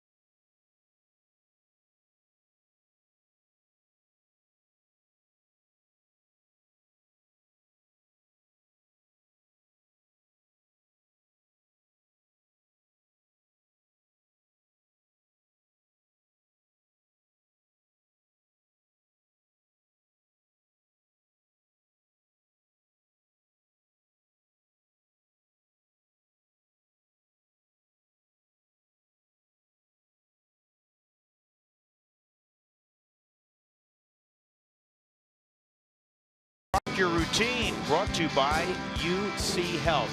Rockies have turned a ton of double plays this year. This I was a little surprised by.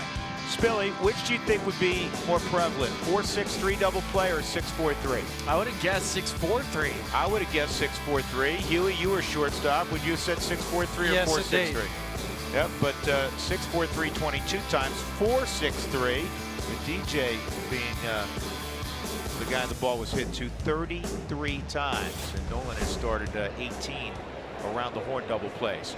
Here's Curtis Granderson. He takes fastball outside, ball one. Granderson was robbed of a hit by Trevor Story his first time up. Granderson played for the Yankees, didn't have to move apartments in the city, moved over to the Mets. Just a different subway. I spent some time with Curtis Granderson today talking and catching up with him. His story to the major leagues is quite incredible. Sharply hit. Oh, that gets past Reynolds, and Cargo will fire it back in, but Granderson is second, and that'll be an error, a rare one on Reynolds. So Curtis Granderson went to college at the University of Illinois Chicago. In that time that he was there, he was more focused on his schooling. I'll take a look at the air really quick. Just caught him in between. So after he was drafted in the 3rd round in his junior year. His college coach said, go play pro ball. Well, Granderson would rather play pro ball the next year. He wanted to finish his senior season.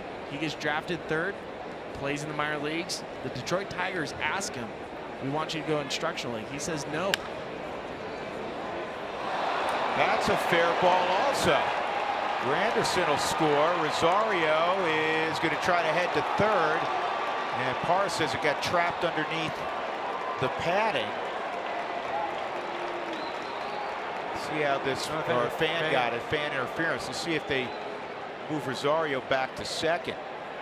Well, I think they're going to give him 3rd because they're going to say he was around 2nd by the time the fan interfered with this ball. That went right over the bag. Over the bag. That's a really difficult play for Nolan because it's an in-between hop. Just already passed him on the Subaru Supermo. And then with the fan down the left field line, most of the time you say, well, it's an automatic double when there's fan interference. But he's saying that he had already reached 2nd base. That's a bad break because now nobody out. Unless it changes, but he's pleading his case. It's a 5-3 game with a runner at 3rd without an out, and it's 2 ground balls. Well, now we're going to try to see, and remember there's only 3 umpires, so there's a little bit different mechanism going on. So you got one looking at 3rd. You're going to try to get the help. Jim Reynolds followed Rosario, who is at first base umpire.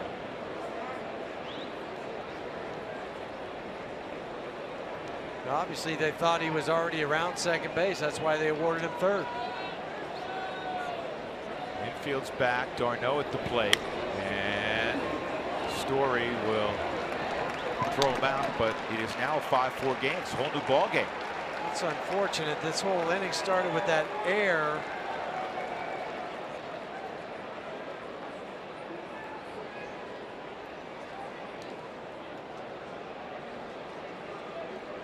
It's really strange because this is as well as we have seen Tyler pitch in a long time. I mean, it's ground ball after ground ball, and yet a little bit of misfortune here in the inning. And now it's a 1-run game. This is going to be redirected nicely to DJ, and he'll throw out Reyes. It's 1-4-3, 2 outs. Well, and 2 for Tyler, 57 pitches in the 5th inning, 37 for strikes. Chris Flexen, I've just been told, didn't have his evening end just because he gave up 5 runs. He evidently had developed a blister on his right index finger, and that is why the Mets pulled him. Michael Conforto 1 for 2. We'll get back to spill your conversation about Curtis Granderson. Well, he went to school because he thought he was going to sell shoes. He wanted to market shoes when he was done. So in the minor league system, he had no intention of making it to the major leagues. He's a really sharp guy who has given back more than $10 million to the city of Chicago, kids programs, etc. 5-4 ball game now.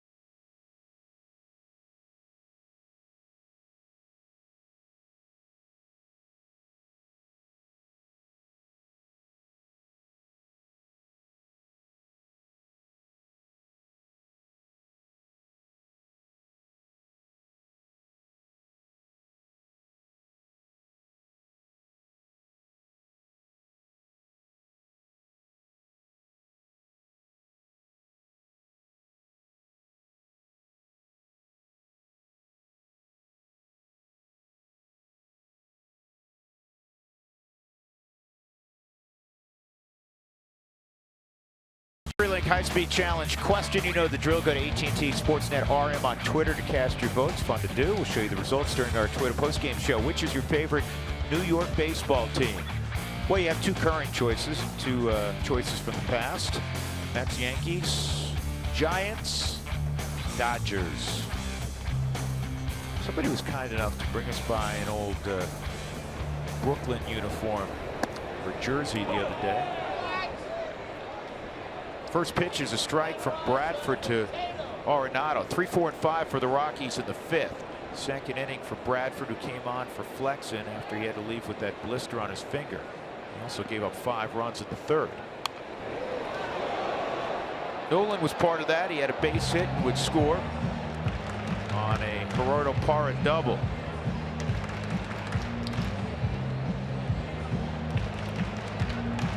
7 second-half home runs for Arenado, along with Michael Conforto, Bryce Harper, and Giancarlo Stanton, who the Rockies will see late next week. It's the next road trip. Get out.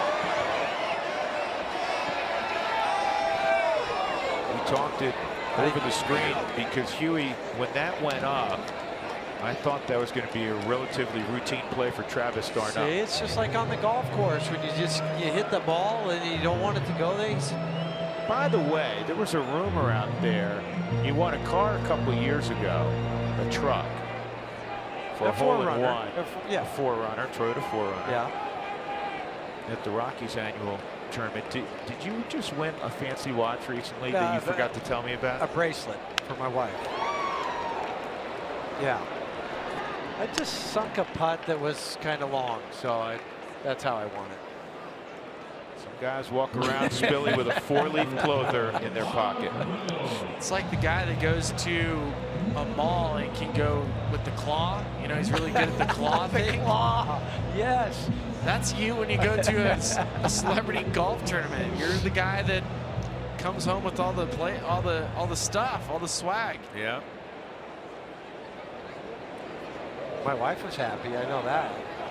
I come home after spending a couple dollars on the claw, and I bring home stuffed animals, and people are like, "This is a waste of money." Really? The claw's like a magnet, though, to kids.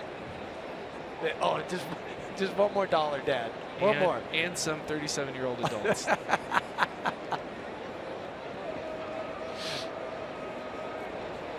Is that really a gift, Spilly, for Wendy? Because he won it. I mean, does that count? Yeah, that counts. It does Thank count? you. Okay. I have to say how he got it. Well, we just told the world. Well, she knew. She did? Because she had to, I had to go pick it up after that. Because it was a day I was only able to play 9 holes, so I won it early. Who knows what you would have done? Yeah, That's right. He would have won another. He would have won a limo. So I had to go pick it up. Would have won the whole store. 2 strikes on Reynolds. Rockies up 5-4 inside on Mark.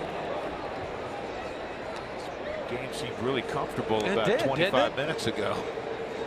It seemed like it kind of changed with the umpire change. Not to say that was it, but it's just been a tale of 2 games so far. And the weird thing is, you don't feel any differently about how Tyler Chatwood is Not at pitching. all. He's pitching really well. He's getting ground ball after ground ball.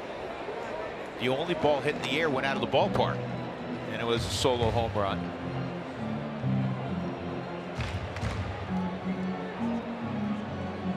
Well, I don't think this offense is done. This offense has been humming. Last 8 home games, they've hit .369 and scored 76 runs, hit 17 home runs. 2-2. And Reynolds is gone. 5 straight retired by Bradford. Well, we've been talking about the Phillies. They catch the action when they come to Coors Field this Friday through Sunday. You can purchase your tickets online at Rockies.com. Kyle Freeland will be starting that series out on Friday night against the Fighting Phils. There's Tyler Anderson walking around with that brace on, trying to get the knee healthy.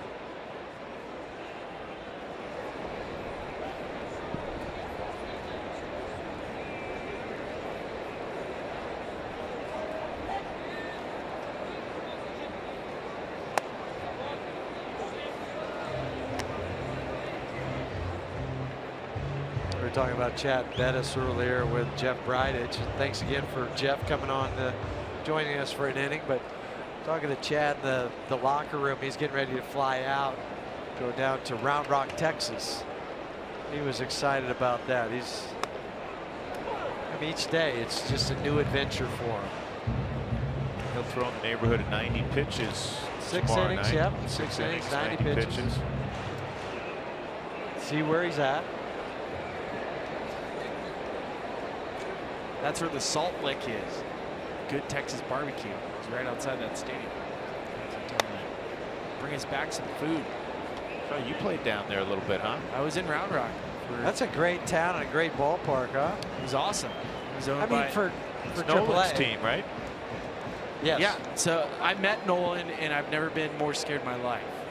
I mean, he intimidates everybody. He was sitting in the office. Nolan Ryan was there.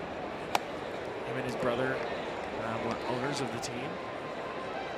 And he's sitting in that office, and I was like, "How are you doing, sir?" And he was like, he's stone-faced me. I was like, "Oh my gosh!" I guess Who was your manager? Let's see. It was. Is it Jackie Moore? No, it wasn't. I'm drawing a blank. Thanks a lot. Sorry. Bradford strikes out I'll give you Parra. half an inning to think about it. Nolan owns that with his son, right? His son? Yes, it's his son. Yeah. 5-4 Rockies.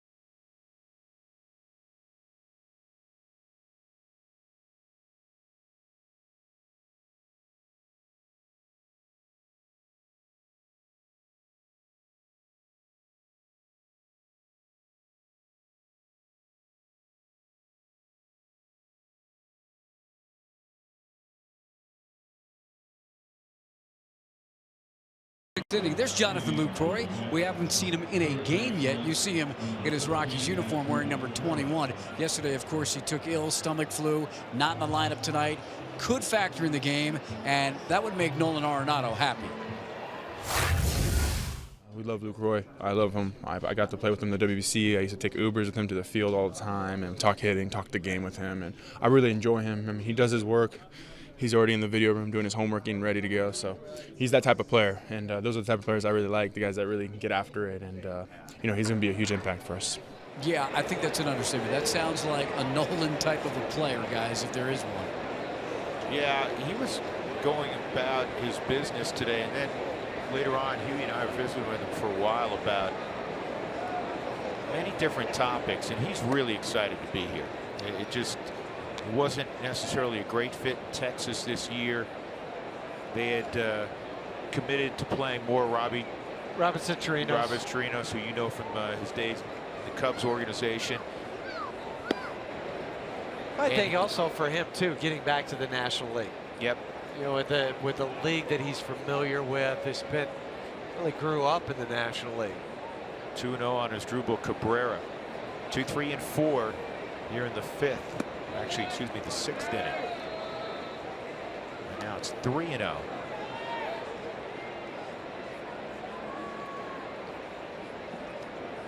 Tonight, Tyler's only had a couple 3-ball counts. Here's a strike. Fernando Salas is throwing in the Mets bullpen as the pitcher in the reconfigured lineup is due up 4th this inning. Ground ball toward the middle and on through, a base hit. Second hit of the night for Cabrera. Tyler retired the first 9 this evening, and then with a 2-2 count on Michael Conforto, a pitch he threw bounced and hit Kerwin Danley on the wrist. And unfortunately, Kerwin couldn't continue. There was a 13-minute delay.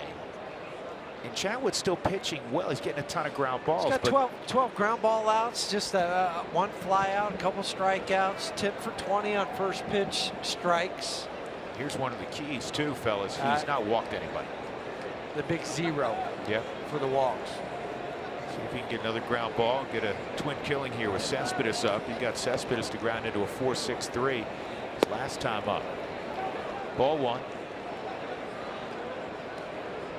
Just to finish the thought on Lucroy, and we'll have other thoughts on him, but this is a guy that studies his tail off the opposition hitters, swing frequency based on count, swing plane.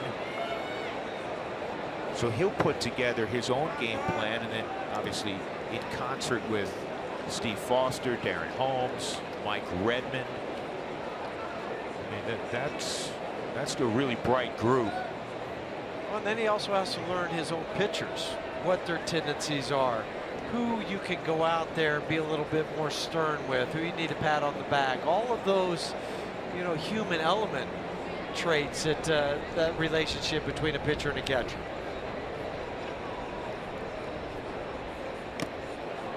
Two and one.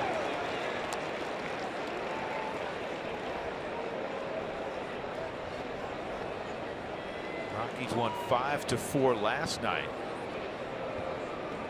They lead 5-4 right now in the top of the 6th.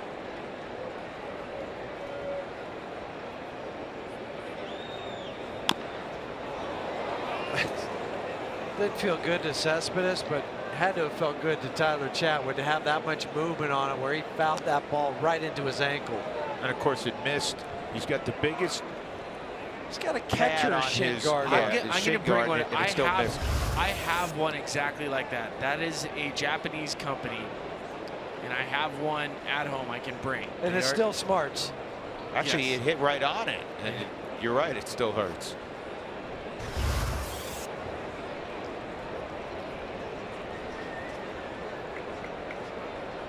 Did that bother you wear it? No, go ahead. I did, but I was going to ask Billy, did that bother you when you ran? Yes, I couldn't stand it, so I couldn't wear it.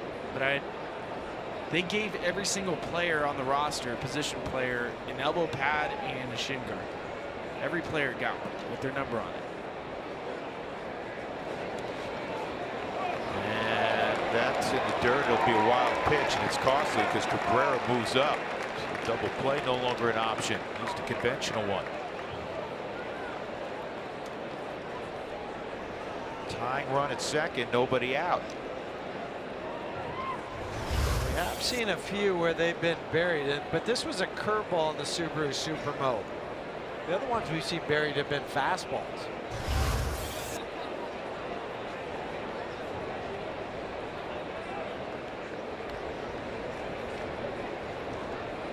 3-2 on Cespedes, and that is yanked toward the left field corner, and it's going to tie up the game.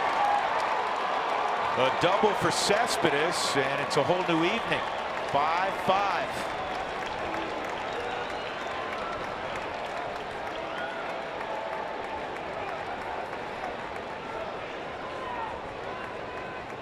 Fourteenth double on the season for Cespedes. Dropped that back knee. Still kept the upper half tall through that baseball. The Rockies' 5-run lead's completely gone here in the top of the 6th. I don't think I've seen a player this year consistently hit the ball harder than Yoenis Cespedes. Just the way he swings, it's so violent. 113 miles an hour off the bat with that double.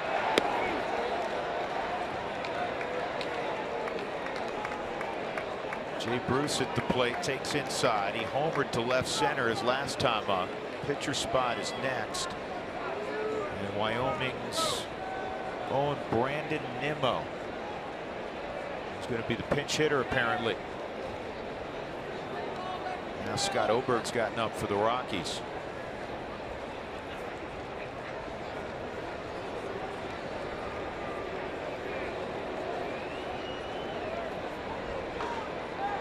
Good thing for Bud is Scott gets loose in a hurry. Doesn't take him many throws out in the bullpen.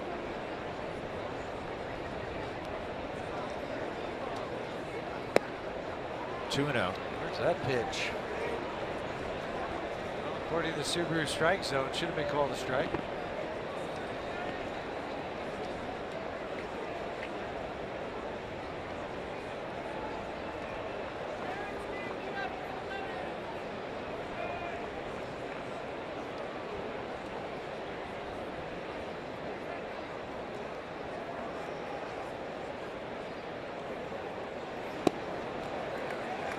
Three and 0 on Bruce.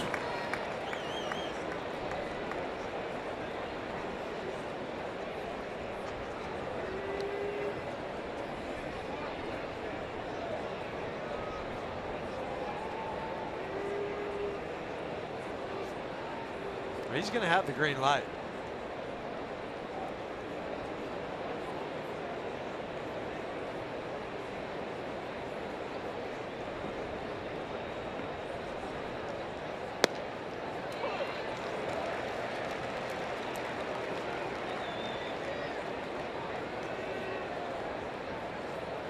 So it's 3-1 on Bruce.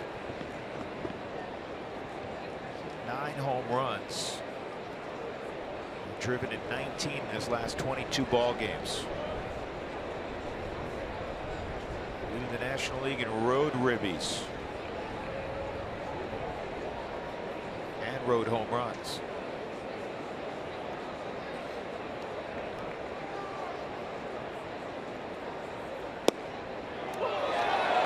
Three and 2. That's there. Yeah, it was at the bottom of the Subaru strike zone at the knees. Straight four-seam fastball. Oftentimes a hitter will complain when they look back and they see the catcher reaching down towards the ground, and that was what Jay saw when he looked back to Ryan Hannigan.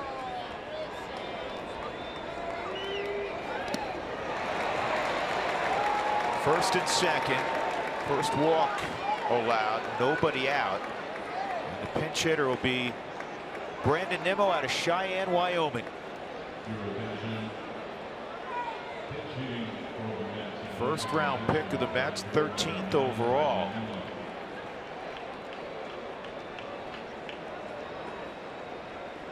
back in 2011. At Cheyenne East High School. We don't have high school baseball in Wyoming, so it was what he did in the summer with the Legion and the travel teams, the showcases. Nemo's brother played at Nebraska for 4 years. Nemo's the first ever first-round pick from the state of Wyoming. 16th native of Wyoming to make it to the big leagues. And if you're wondering if Jeff Houston is one of those 16, he's not. Nope. Jeff played at the University of Wyoming, but he's from Arizona. Outside. This all of a sudden becomes kind of a stay in the ball game moment here. It does, but you're still one pitch away from that ground ball double play.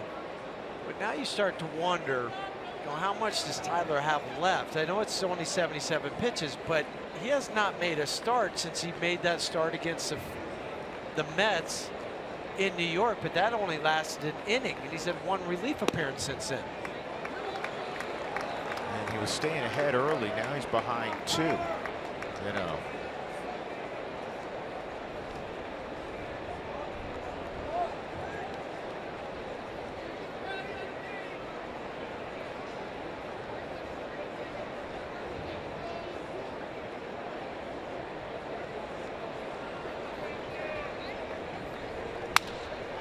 Slowly hit, and you'll get just 1.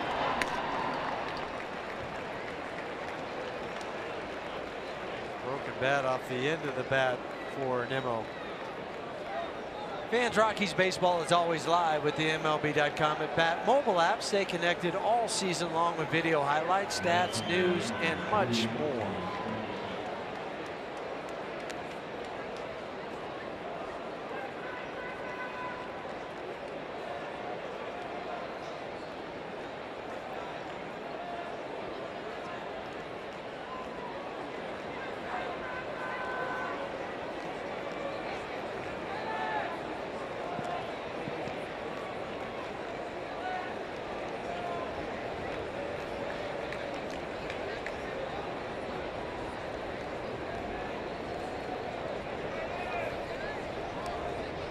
Here's the first delivery to Granderson, and that's a strike.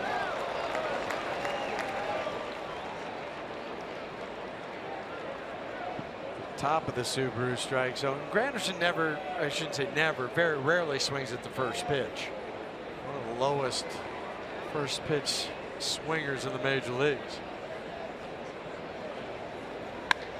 This ball's well hit right center field, and it's gone. Curtis Granderson, who's always been able to hit the long ball, has just given the Mets an 8-5 lead. That's 8 unanswered runs. The Rockies were up 5-0. And Chatwood was throwing as well as we have seen him in a long time. Granderson's done this a lot in his career. He really changed his approach when he went to New York. Started to stand more on the plate, was thinking, I'm going to try to pull things. He pulled that one into the Mets bullpen for a 3-run home run. Think about this, fellas. There's been 3 balls hit in the air tonight by the Mets. The home run to the opposite field by Jay Bruce, the double by Cespedes, and that 3-run home run by Curtis Granderson. 8-5 New York.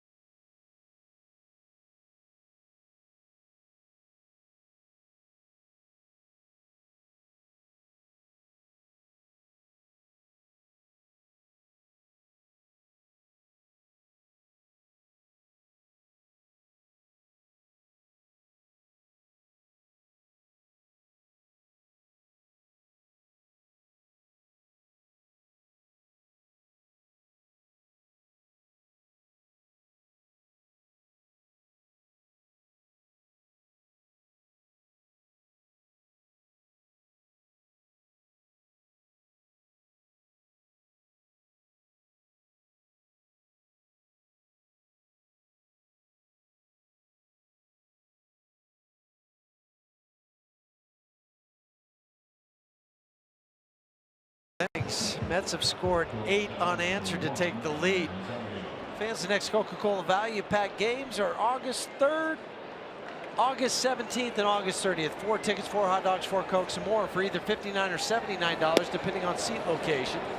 Scott Oberg coming in, made a relief appearance last night, 2/3 of an inning, gave up a hit, just 9 pitches, 48th ball game for Scott, the leader of that staff coming out of the pen. Home run cut by Ahmad Rosario. 0-1, or excuse me, 1-1.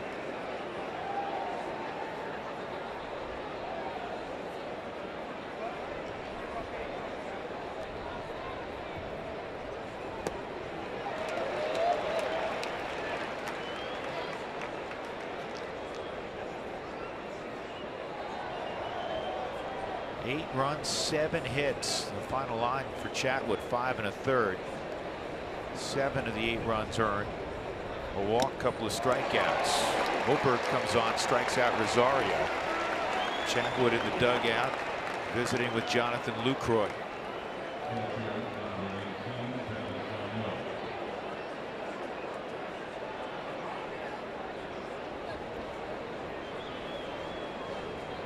Well, the good news is there's all kinds of time left. 12 outs on offense for the Rockies.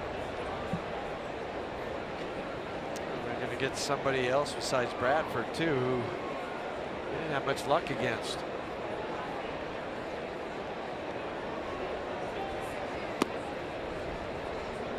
One 1-0 on Darno.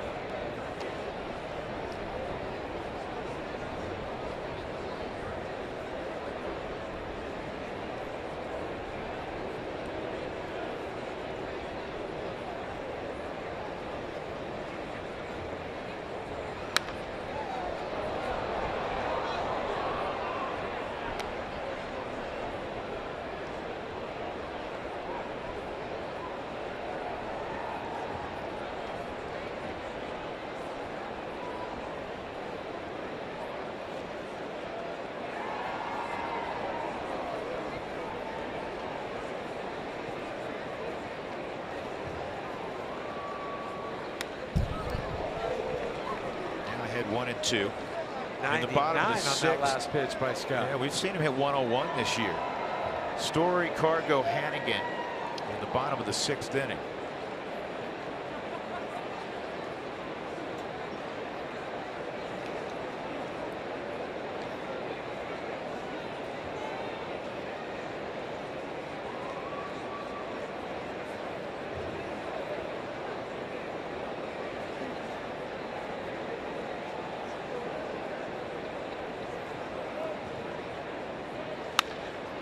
Base hit the other way for Darno.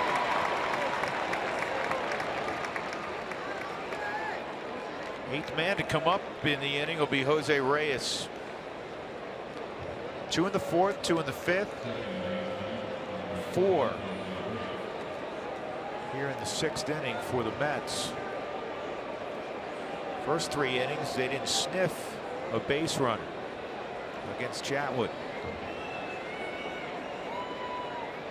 All 5 runs for the Rockies came in the 3rd.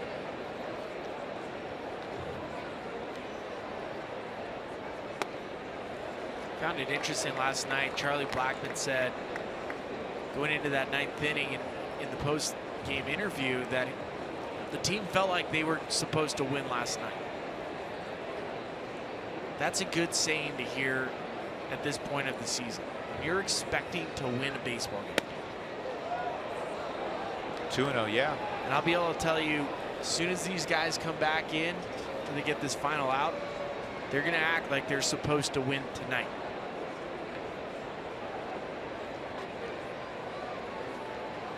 Well, the Rockies on 2 occasions this year have blown a 5-run lead. They don't want to make it 3.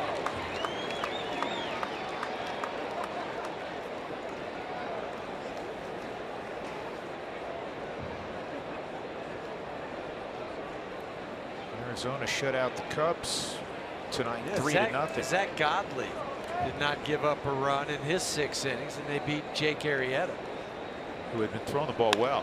That is line to left. Parr is going to have to field it on a hop.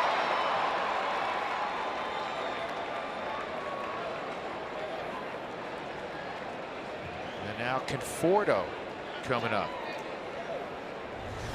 Billy, you know, when you're playing the outfield, there's certain balls that you got to think, I might have a chance, but then you come to realize that all you can do is body it up.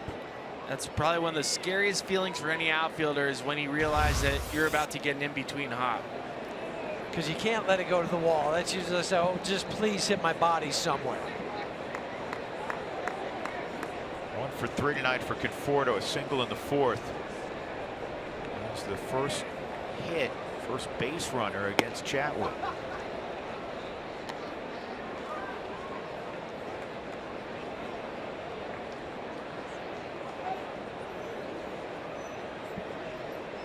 Conforto's hitting 14 of his last 16, 349 average, tough out.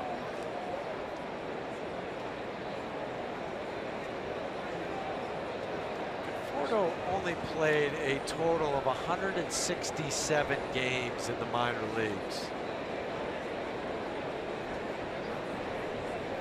Get a feel for Jonathan Lucroy and what kind of pro he is. He is still engaged in a obviously lengthy conversation with Tyler Chatwood.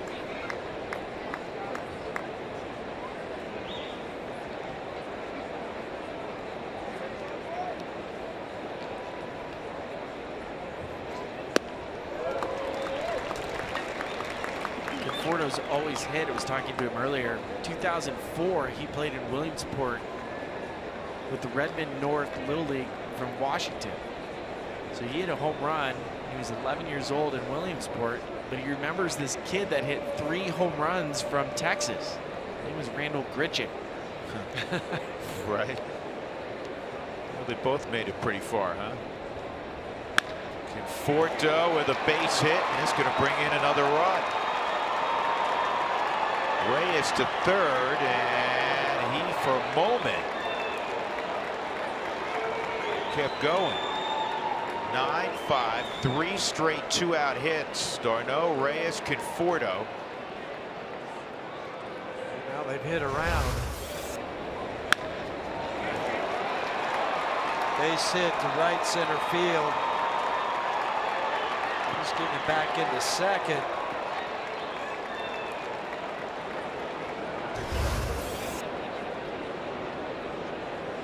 It's 56 RBIs for Conforto. Second on their club to Jay Bruce, similar to the Rockies. A ton of production, RBI production out of their leadoff hitter. You got to put this thing down right here.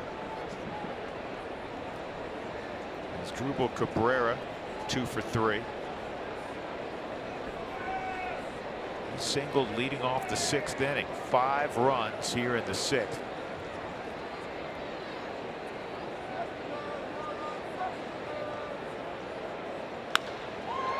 This ball could be a problem. Deep left field, and this one is a ground rule double, which will save the Rockies a run.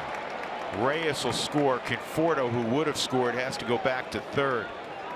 What is going on? I don't know. 10-5.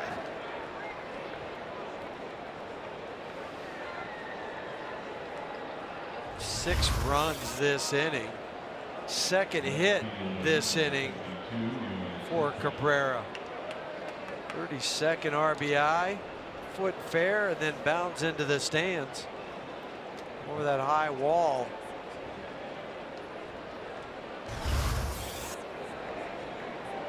Cespedes. He doubled in a run earlier in the inning. Zach Rosscup now throwing for the Rockies.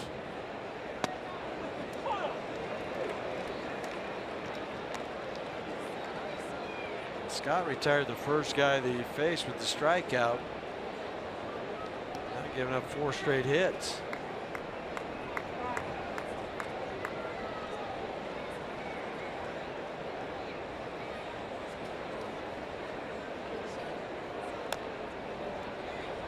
Two strikes.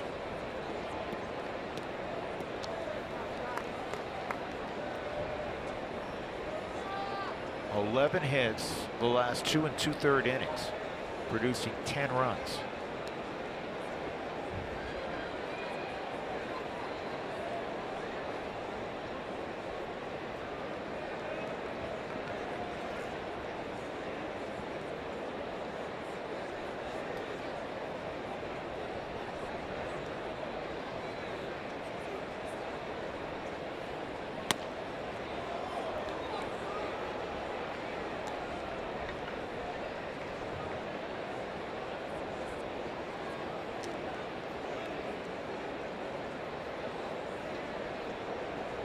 Ball and 2 strikes.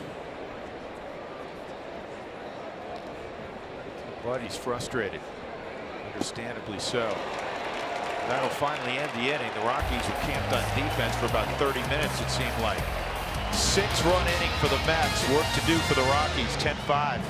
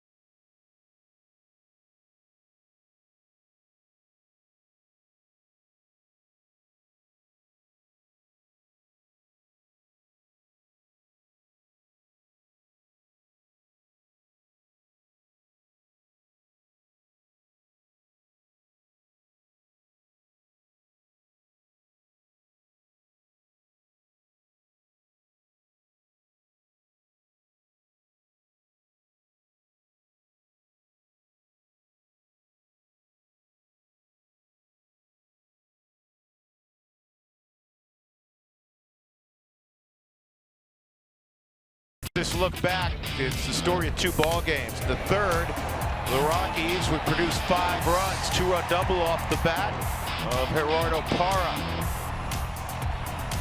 And then the big swing of the inning. This was great to see. Cargo launches a line drive to dead center field from 435 feet. And then Curtis Granderson hit a 3-run home run against Chatwood. That made 8-5. Chatwood was untouchable the first 3 innings. 6-run inning after a couple of 2-run innings. Now the Mets are out in front 10-5. Got to turn it into a ping pong match. Trevor Story will lead things off against Fernando Salas, who was very good a year ago, not so good this year. Salas's first pitch a strike. In his last 16 to 30, he's allowed 13 runs. 7.16 ERA during that point. He kind of fits with the MO with some relievers, and a lot of relievers other than the elite ones, where they'll have a great year and then the next year seems to be down and then back up the following year. It's amazing how frequently a lot of guys do follow that pattern. Righties are hitting .342 against Salas this year. Can't get it back in one swing. No. Gotta go back to that approach ability they had in the third. String those at bats together, and there's plenty of outs left. But you got to grind right now. Well, at least give your guys a chance to rest in the dugout. You know, whether even if it's just 1 run. They stood out on defense. Their legs got heavy, tired.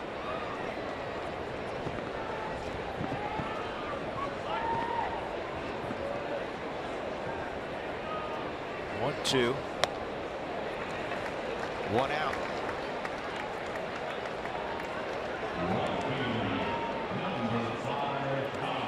This was fun to see back in the 3rd inning for Carlos.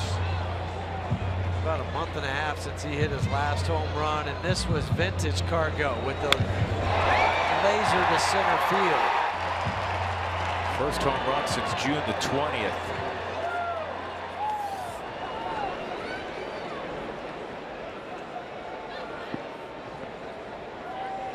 Game hitting streak now for Cargo.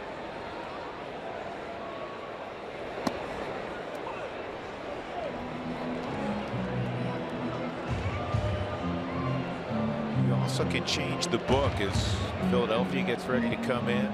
There are a lot of guys who are having success spinning it against him. And then they look in the most recent video at somebody spinning it against him, and the ball spinning 435 feet to center field. That's the key. When you're going well, you'll stay on those pitches. You won't roll over. Cargo's rolled over a lot of ground balls this year, a lot of 4-3s. But that one, he kept everything in check.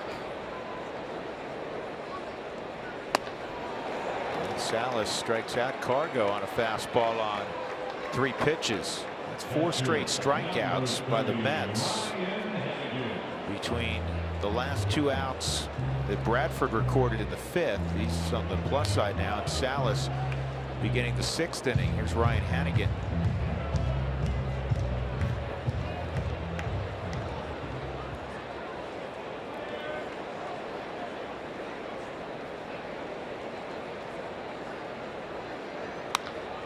Hannigan lines this ball into right center field. It will drop.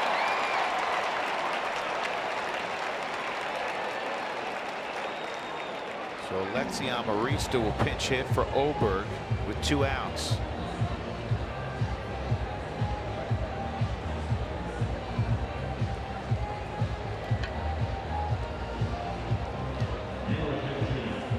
Alexi 6 for 30 as a pinch hitter. Let's have the home run, 4 RBIs. Memory serves me, that home run that he hit as a pinch hitter was in Arizona, and it was Oppo. It wasn't just sneaky bull Bob.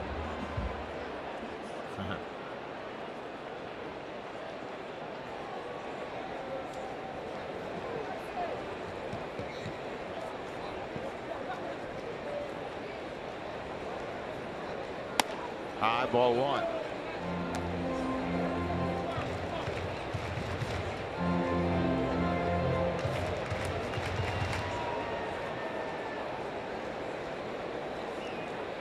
Now on the Rockies bullpen, Antonio Sensatella is getting loose.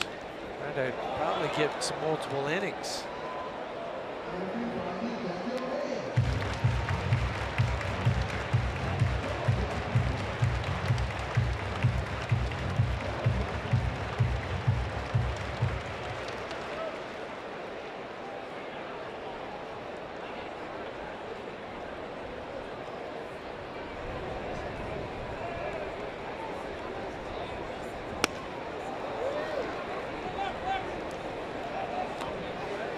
Looking at some of the numbers, the Rockies are 4-41 with trailing after 6 innings. It's about par for the course in all of Major League Baseball. You start looking at what the Mets were trailing after 6. They're 5-43. Not typical to come back trailing after the 6th inning. This ball's pretty well hit. Cespedes is going to make the catch. Wow. That saved a run. That's a terrific play by Cespedes.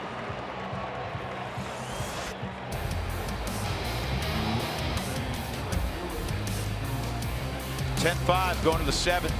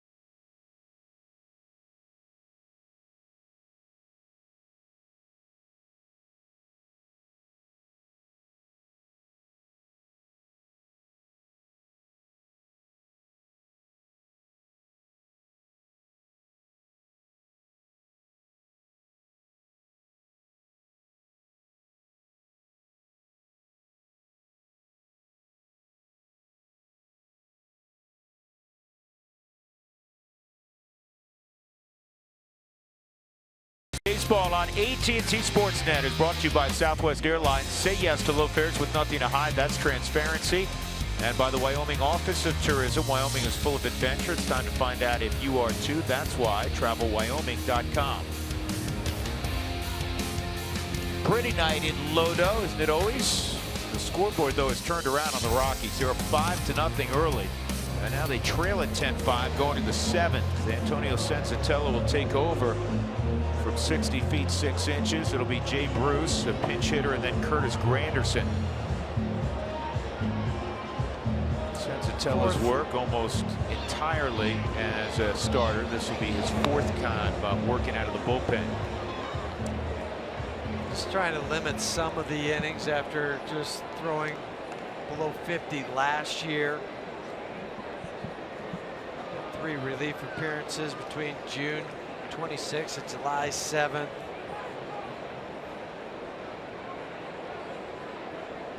Look who's in the on-deck circle. I was just saying, was that DeGrom? It sure is. He pinch hit in New York against the Rockies after pitching a terrific game Friday. That was the first game after the All-Star break. It's ball 1. Sensatella misses to Jay Bruce. Bruce, a home run in the 4th, 1 for 2 and a walk.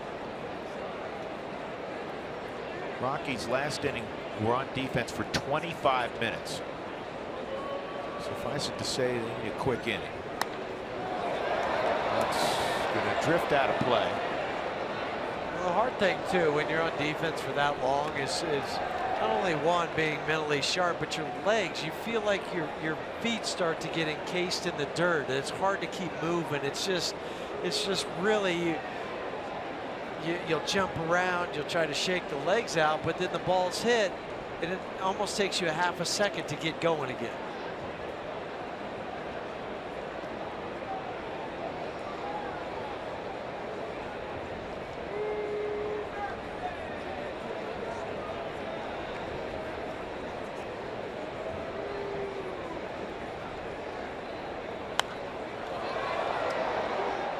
One and 2.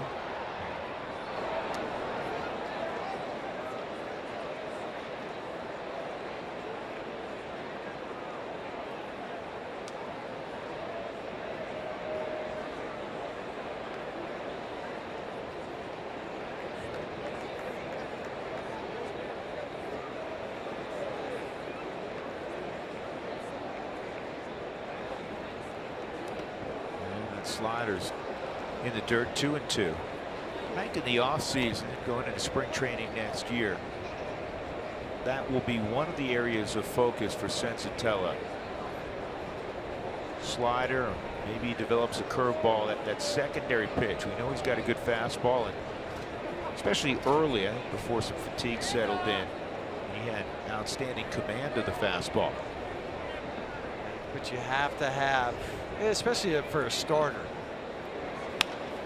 On the ground to first. 1 out. Kid's still a pup. So for Antonio, each outing, each appearance, what he does in the offseason is a building block for the next year. I think with his arm slot, where he is coming up, I think he can throw both a curveball and a slider. I'd still love to see the changeup. Well, and if you go to the changeup, Spilly, I think, you know, a split changeup might be a good one for him. Just how big his hands are. Ball coming out of there. Below the knees on DeGrom. So looking at DeGrom's last name, the lowercase d, I'm scouring the internet to figure out why. And what have you come up with? Not a lot of good stuff. Finding out that Jacob's paternal great-grandfather was born in England. So I'm going through background searches of Jacob DeGrom right now. I'm basically an investigative PI right now.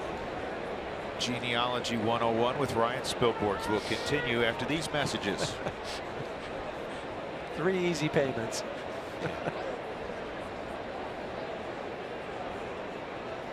And DeGrom, for the 8th time in his career, has come to pinch hit, and he's 0 for 8. Actually, he's come to pinch hit 9 times. He's 0 for 8 in his career as a pinch hitter with 1 walk. First 10,000 fans this Friday will receive a Rockies license plate frame courtesy of Xfinity. Curtis Granderson, 3-run home run in the 6th to push the Mets in front 8-5. Just found out that majority of DeGroms come from Belgium. And you have Belgian blood. Yes, my family. You guys are related, obviously. He's 116, according to this. I'll also figure out what color his patio furniture is pretty soon. Boy, that'll be riveting. Good pitch on the corner, 1-2. Yeah, went up with the second pitch on the Subaru strike zone and then down and away. Classic pitching.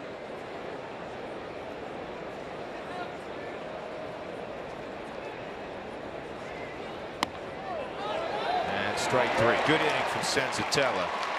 A couple of strikeouts. We stretch, and then hopefully the Rockies can get rolling again on offense, down by 5.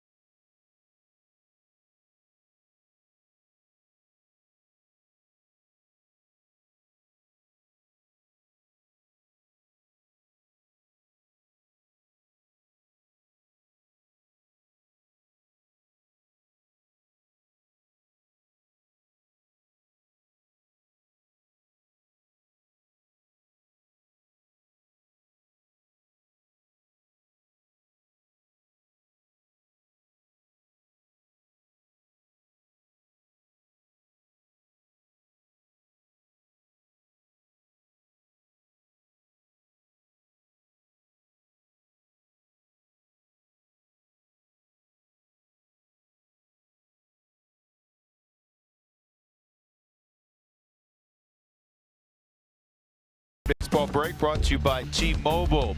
Check this out. Total bases from the leadoff spot in the history of Big League Baseball. The most total bases, singles, 1, double 2, triple 3, you get it. Alfonso Soriano produced 368 total bases for the Yankees back in '02, leading off. Charlie Blackmon has 259 this year. He is on pace for 392. So not only would he surpass the previous record, he would blow it away. A lot of big names. The Nebraska head baseball coach now, Darren Erstad, Nomar, Grady Sizemore, Jacoby Ellsbury. Here is Charlie leading off in the 7th. Darren Erstad, good punter. He was a very good punter also. Paul Sewald's in the ball game now for the Mets. Rockies saw him yesterday. He gave up a run in a little more than an inning.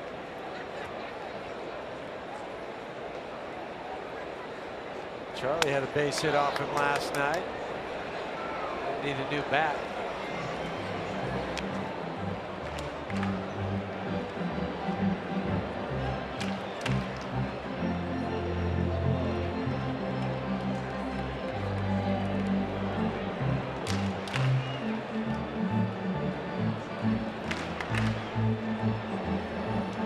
Rooftops hopping as always. Why not? It's midsummer.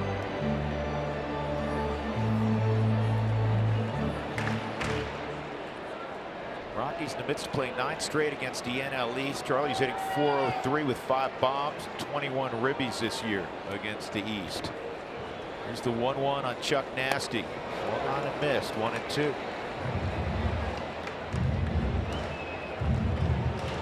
And all the Rockies' runs came in the 3rd inning. LeMahieu singled, Arenado singled, Reynolds singled, Parra doubled in 2, Story singled, Cargo hit a 2-run homer.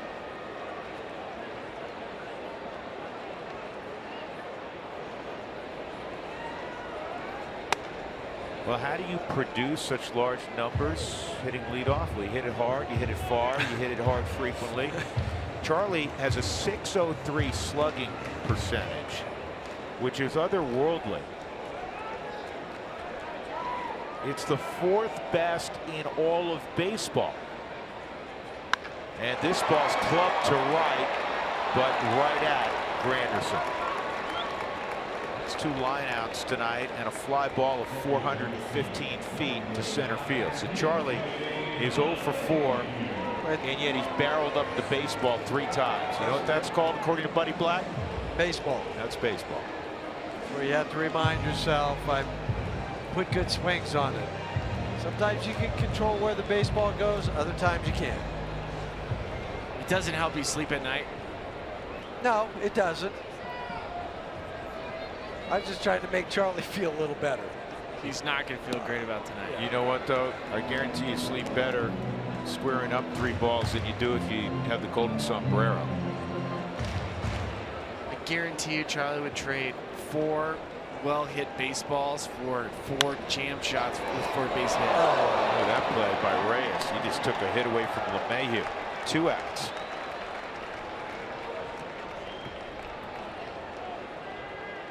The Rockies dugout, they can yell out there to Seawald. He's got him popping up.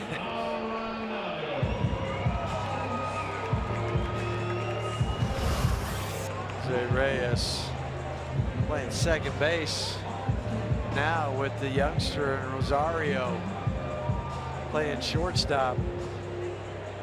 His backside, he usually throw to first base.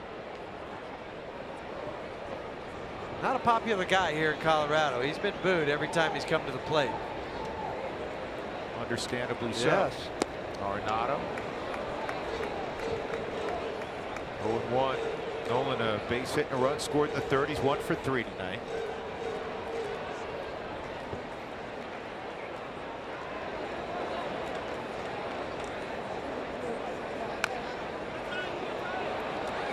And the Rockies are going to go quietly despite 2 hard hit balls in the 7th. Rockies have 1 hit since the 3rd inning.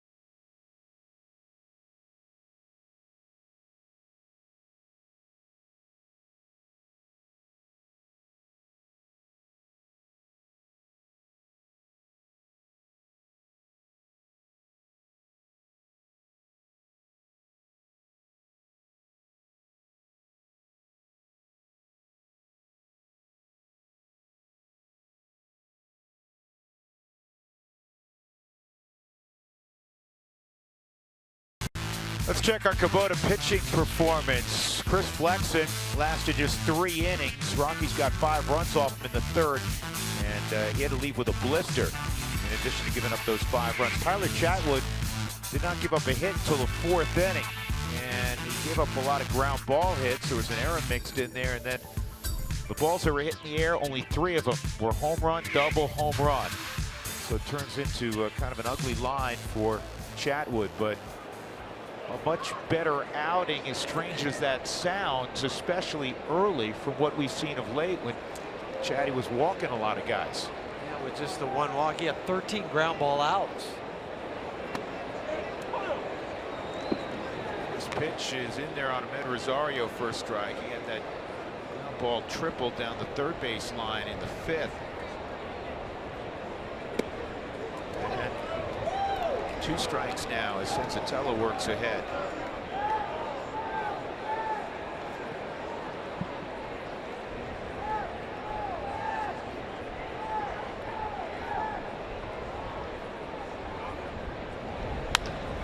Punched to Reynolds. Good play, and the race to the bag is won by Senzatella. Rosario hustling up the line as he should. Just a half a step away. 1 out. Well, if he doesn't break hard right immediately when that ball is hit, he doesn't beat Rosario down the line. Watch this though. It's hit. No hesitation. Mark snags it. Underhand flip. Hits him by a half step.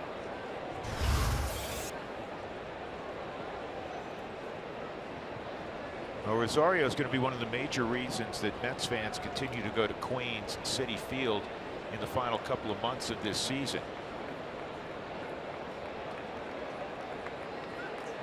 Travis d'Arnaud 1 for 3. Singled and scored in the 6th. He had an RBI ground out in the 5th.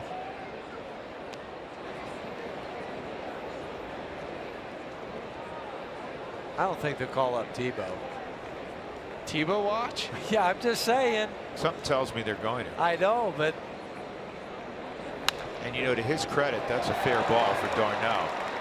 And he's wisely going to stop at first. Cargo was loading up the rifle. No, but to your point, to his credit, he's done very well. Done a great job in high A. He's hitting some home runs, hitting for average. Tremendous athlete.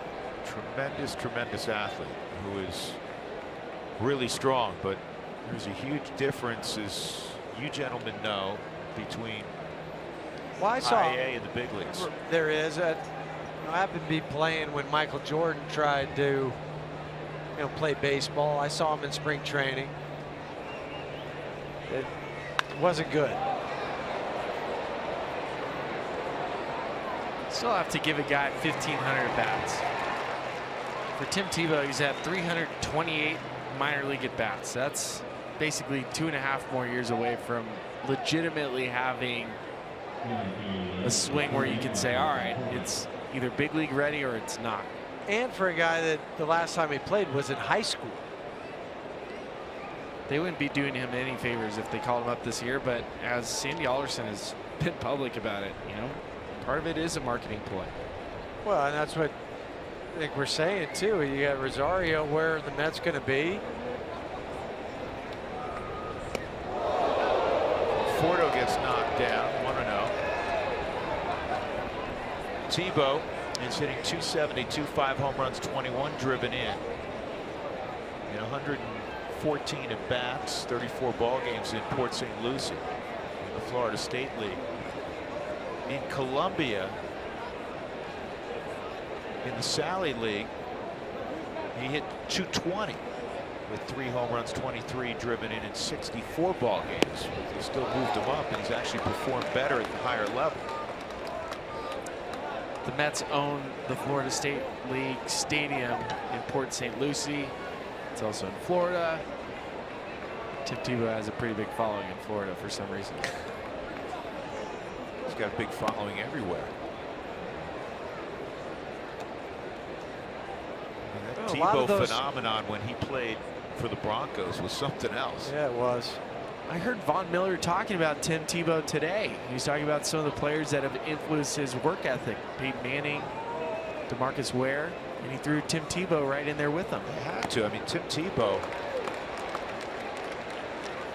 had and has a remarkable work ethic. And for me, I don't have a problem. Some people, oh, he shouldn't be trying to do that. You know what? I don't begrudge him. Why not? Not at all. I love it. I Why? do Somebody too, gave him the opportunity. He's a marvelous athlete. Go try it. Go try it. No. When you're 50, you don't want to look back and say, boy, I wish I had given it a whirl, and maybe somebody would have given me a shot. That's a great pitch by Sensatella. Darno left at first base. Rockies running out of opportunities. 10-5, they trail.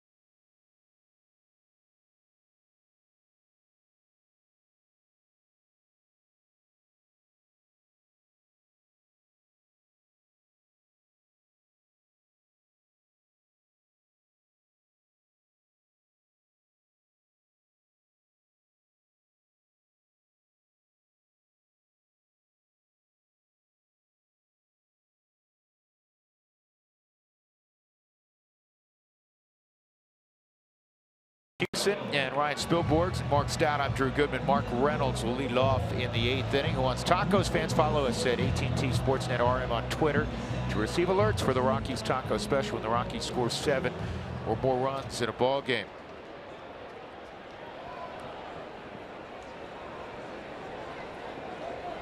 Paul Sewald continuing on.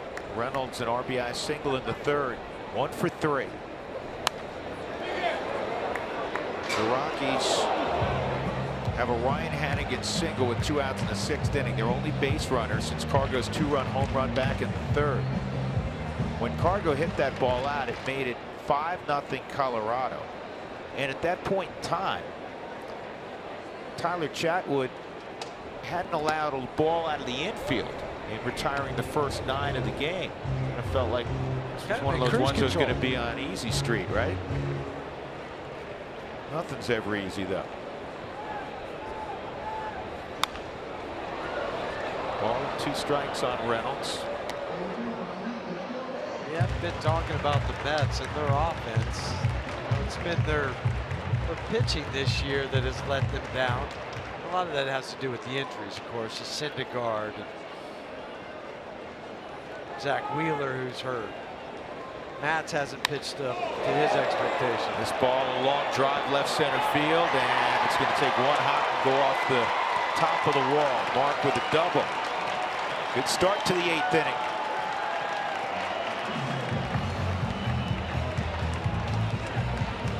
Mark 2 hits tonight. He had 2 hits last night. It's a riding fastball back in. It's well over the head of Cespedes to that left center field gap.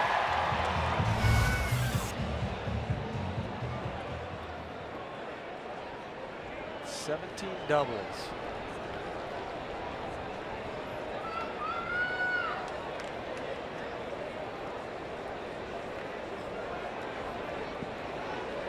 Parra 2 doubles tonight. Speaking of doubles, including a 2-run double in the 3rd.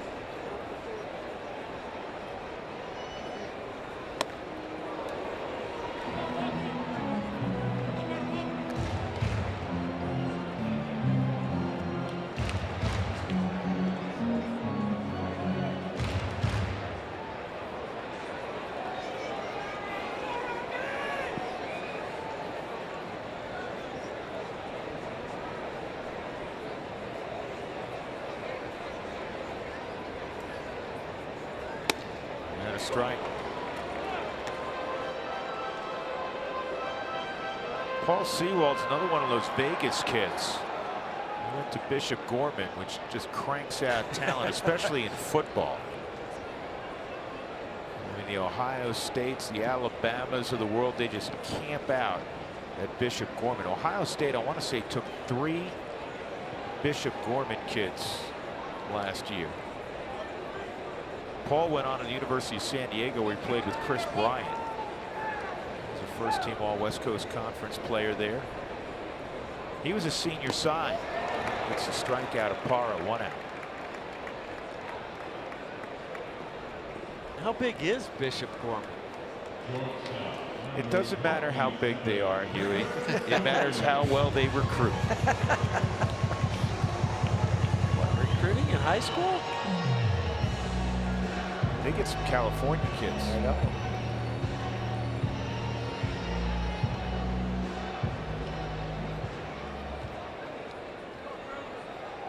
Story is single in the 3rd. 1,500, says Doug Marino. 1,500 students at Bishop Gorman. Yes. It's not a huge high school. Honestly, I thought it would have been a lot bigger. Dougie, look up how many D1 recruits they had last year in football. Tony Sanchez was the head coach at Bishop Gorman. And then he went from there to becoming the head coach at UNLV. Tony's done a solid job with that Rebel program. Just takes his high school students back. Hey guys, come with me. Graduate, you have a place to play. Yeah. Did the old Jerry Faust. There's Faust at Moeller. He was at Cincinnati Moeller and went from Cincinnati Moeller to Notre Dame. Swung on a miss, 1 and 2. Moved on to Akron after that. He's still involved, I believe, with the University of Akron.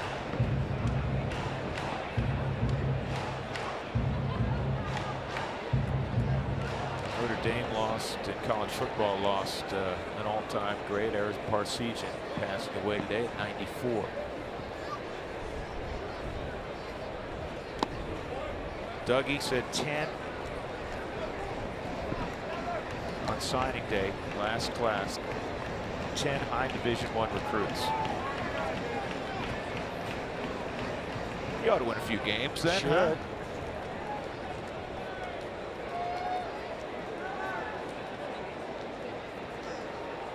He's the best running Rebel football player of all time. Went to Spillies High School.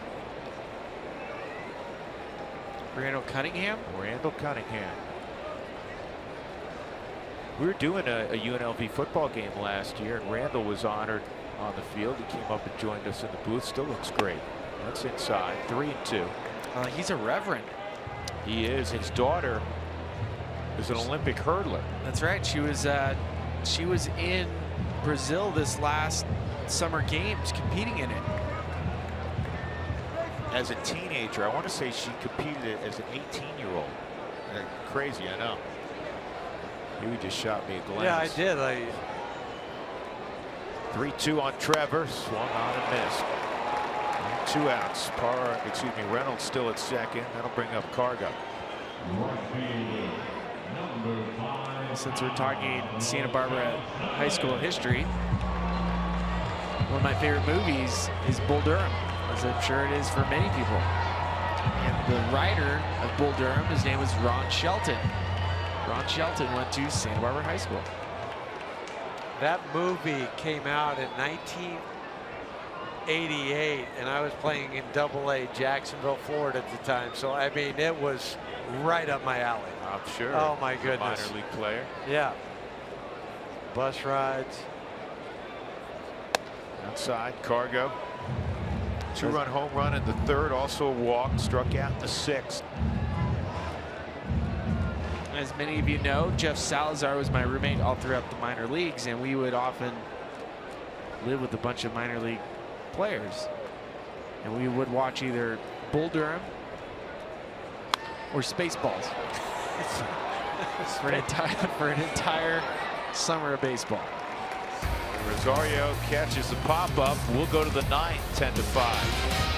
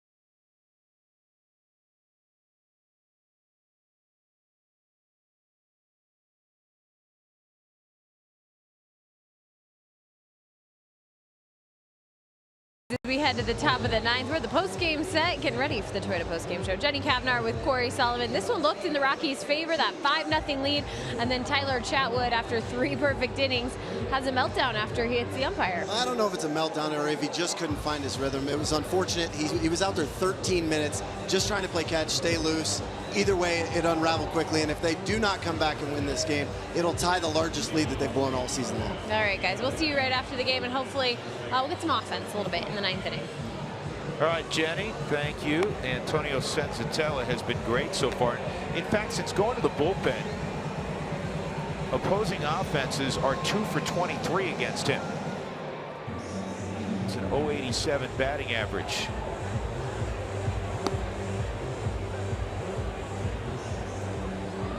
I think he's learned some stuff going out there as far as trying to attack hitters, trying to get early quick outs against them.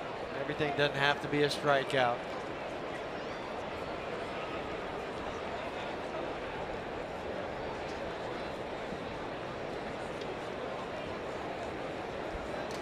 There's Drupal Cabrera, Yoenis Cespedes, Jay Bruce. 3-hit night for Cabrera. 2 hits in the 6th inning, and 6 runs, 6th inning.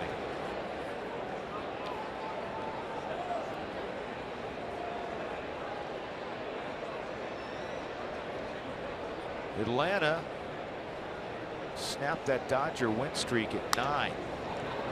DJ gets clean hop. 1 out. Braves win 5-3. Tyler Flowers, an 8th inning 2-run home run, the difference in that ball game for the Braves. All fans this Saturday will receive a special edition baseball card set courtesy of Topps.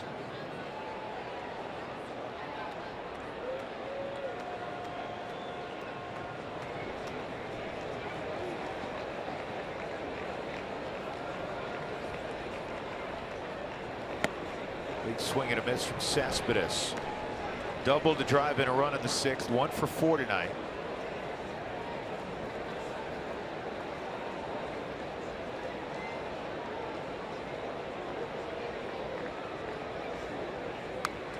Two strikes. Rafael Montero, who's 1-7 with a .556, will start the game tomorrow afternoon for the Mets. And German Marquez, who was 4-0 in July and is coming off a marvelous performance. There's German. He's 9-4 with a .408. That's tomorrow afternoon, and no television tomorrow. We'll pick up again Friday evening with the Phils in town. I thought German could have been the rookie of the month. Now they do it different for rookies, where the pitchers and the hitters are all lumped into one category. It's not like, you know, you have a pitcher of the month, a reliever of the month. Oh my! This ball is hit a long way to left, but playable out there for Park. must have got in enough on him because I thought off the bat that was going to be out. He does not get cheated with his swing. No, he doesn't. Feels like there's a little breeze coming in now from center field. You feel it down there field level? There's a little bit. Also shaded behind the camera well.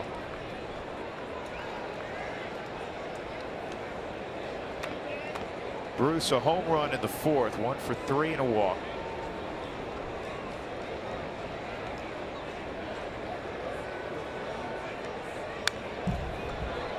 Probably be the Rockies' debut of Jonathan Lucroy tomorrow. Feeling much better today after falling ill last night. Well, in between innings, he came out and he warmed up Antonio. I mean, that's a good sign, but I think it was also a chance for him to catch him. Even if it is only for 8 pitches, Sure. 9 pitches. Just get a feel for release, ball movement.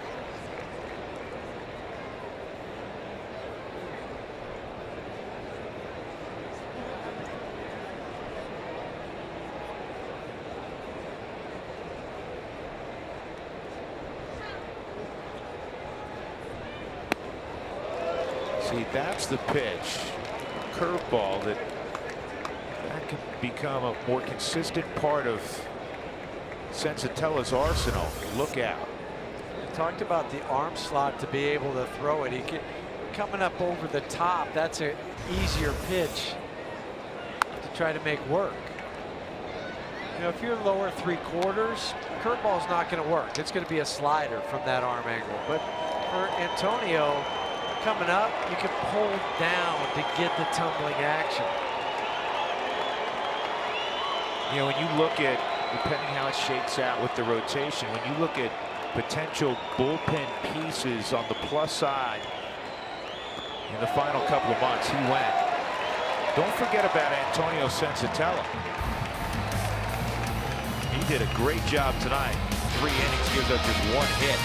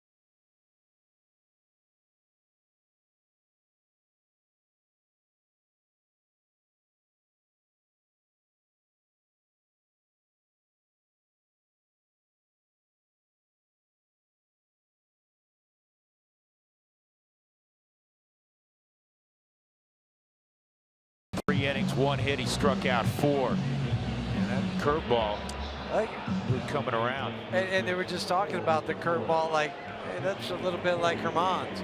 A.J. Ramos' 42nd ball game on the season, 92 saves since the start of 2015. This isn't a safe situation.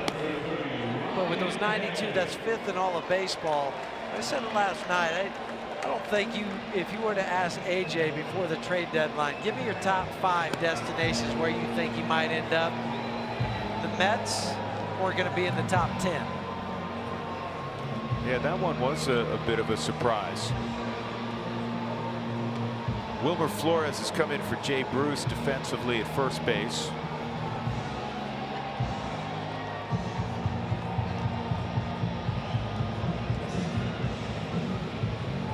Ryan Hannigan. And then it'll be Raimel Tapia to pinch hit. Charlie Blackmon after that. Rockies down 10-5. Strange ball game. Rockies were up 5-0 after 3 innings.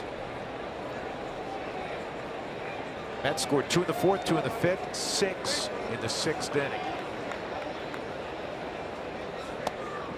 Strike on Hannigan. 1 for 3 tonight for Ryan. Mets since the All-Star break have been solid, 9-9. Rockies at home coming in and won 7 out of 8.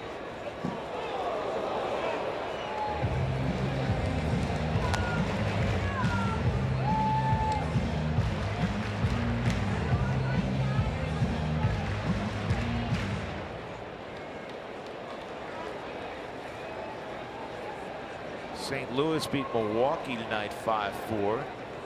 That has relevance to the Rockies because of the wild card. Milwaukee is the closest pursuer right now to Colorado and Arizona.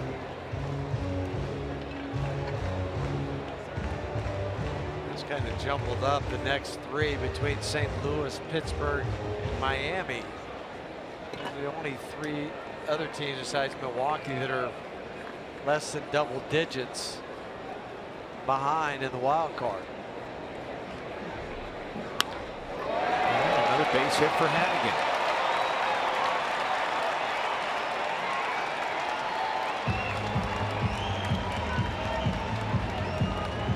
So that'll bring up Tapia.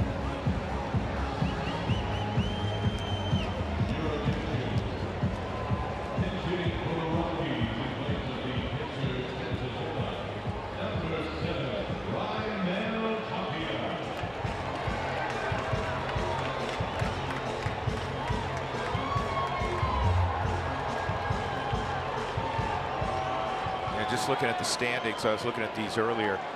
Gives you an idea how crazy the run's been for the Dodgers the last 2+ months. They have the 2nd biggest division lead in all of baseball. They led the Rockies by 14.5 games coming into play tonight. The only division lead that's larger.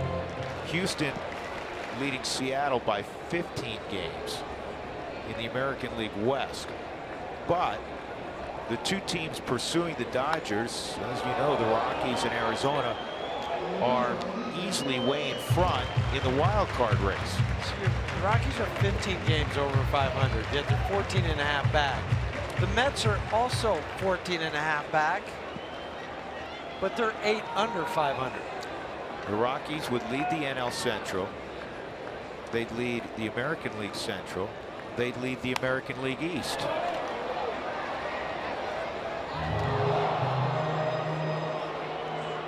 So you said Houston has the biggest lead in baseball, leading Seattle by 15 games. Yep. Well, the Dodgers would lead Houston by 5 games if they were in the AL West. Well, they finally lost tonight, but they were 44 games above 500 coming into play today. 1-2 on Tapia. I like the way you put that, 5 games over Houston, because everybody think, you know, Houston. It's crazy. What's strange is the Dodgers, they're on the road right now. They've played 47 road games. They've played 60 home games. They only have 8 home games this month. Tapia strikes out. They've gone 47-13 at Dodger Stadium. 1 out in the 9th. That'll bring up Blackman. Charlie, despite barreling 3 balls tonight, is 0 for 4.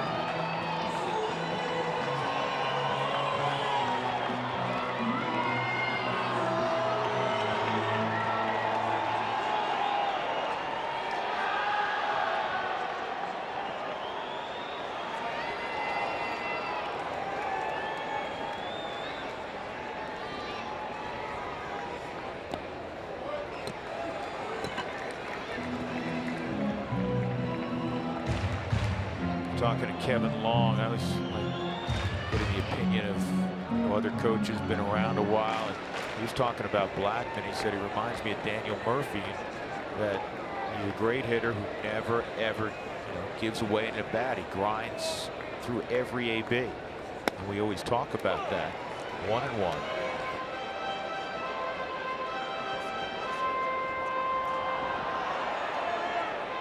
truly, there's very few guys that do that every at bat. They're laser-like focus.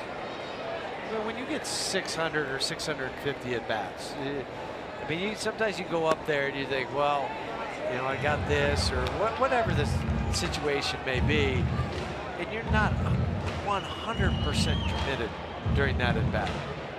And that's really what it takes. It takes such acute focus that very few people have the ability to do that. And this one's a pop-up on the infield. Cabrera, and that's the second out in the ninth. I heard Alex Rodriguez talk about one of his MVP seasons, that he was so proud of himself because he felt like he never tossed away one at bat. And Tulo heard that at the time. This was years and years ago, and he tried to not give away one at bat for the entire season. And that trickles down. Tell me one at bat that Charlie's given away this season. Can't. Right. But you know what I'm saying, Billy. There's a course of the season where you're in a stretch of playing 20 straight, and the game might be way lopsided. It's just, it's human nature. I know some people probably sitting at home, oh, you know, I'd never do that. Well, yeah, you do. You do. Yeah, and it's not a. And explain to guys, it's not a conscious thing. It's not like you go up there and go, I don't care, and I'm just swinging, you know, at anything. It's just you go back, right, fellas? You go back and you go, man, I wasn't. Yeah. You have those groggy mornings where you're trying to remember all the little chores you have, and if your mind's not in it, you'll forget a bunch of stuff. Essentially, 650 at bats of never forgetting anything. This ball on the ground, the third, gloved by Cabrera across the diamond. That's the ball game. This was a strange one. The Rockies had the early 5-0 lead. They end up falling 10-5 to New York. The rubber game will be tomorrow afternoon. German Marquez will be on the hill. Bradford gets the win in relief. That's his first big league win. Chase Bradford and Tyler Chatwood, after a nice start, ends up with the loss. 6-12, Tyler's record now. And the Rockies fall a half game behind Arizona after losing and the Diamondbacks winning today. Our Jimmy John's delivery of the game. Curtis Granderson doing what he does best, hitting the long ball. That 3-run shot broke up the tie game at 5-5 and moved the Mets in front 8-5. They would win it 10-5. Tonight, let's go to center field. Here's Jenny and Corey. Jenny? All right, Drew, thanks so much. Yeah, the pitching performance hindering the Rockies a bit tonight for Tyler Chatwood, still trying to figure out his way back. Yeah, I thought he threw a lot of ground balls, though. He worked down in the zone. He just didn't have his best stuff. We'll talk about it coming up on the Toyota postgame show.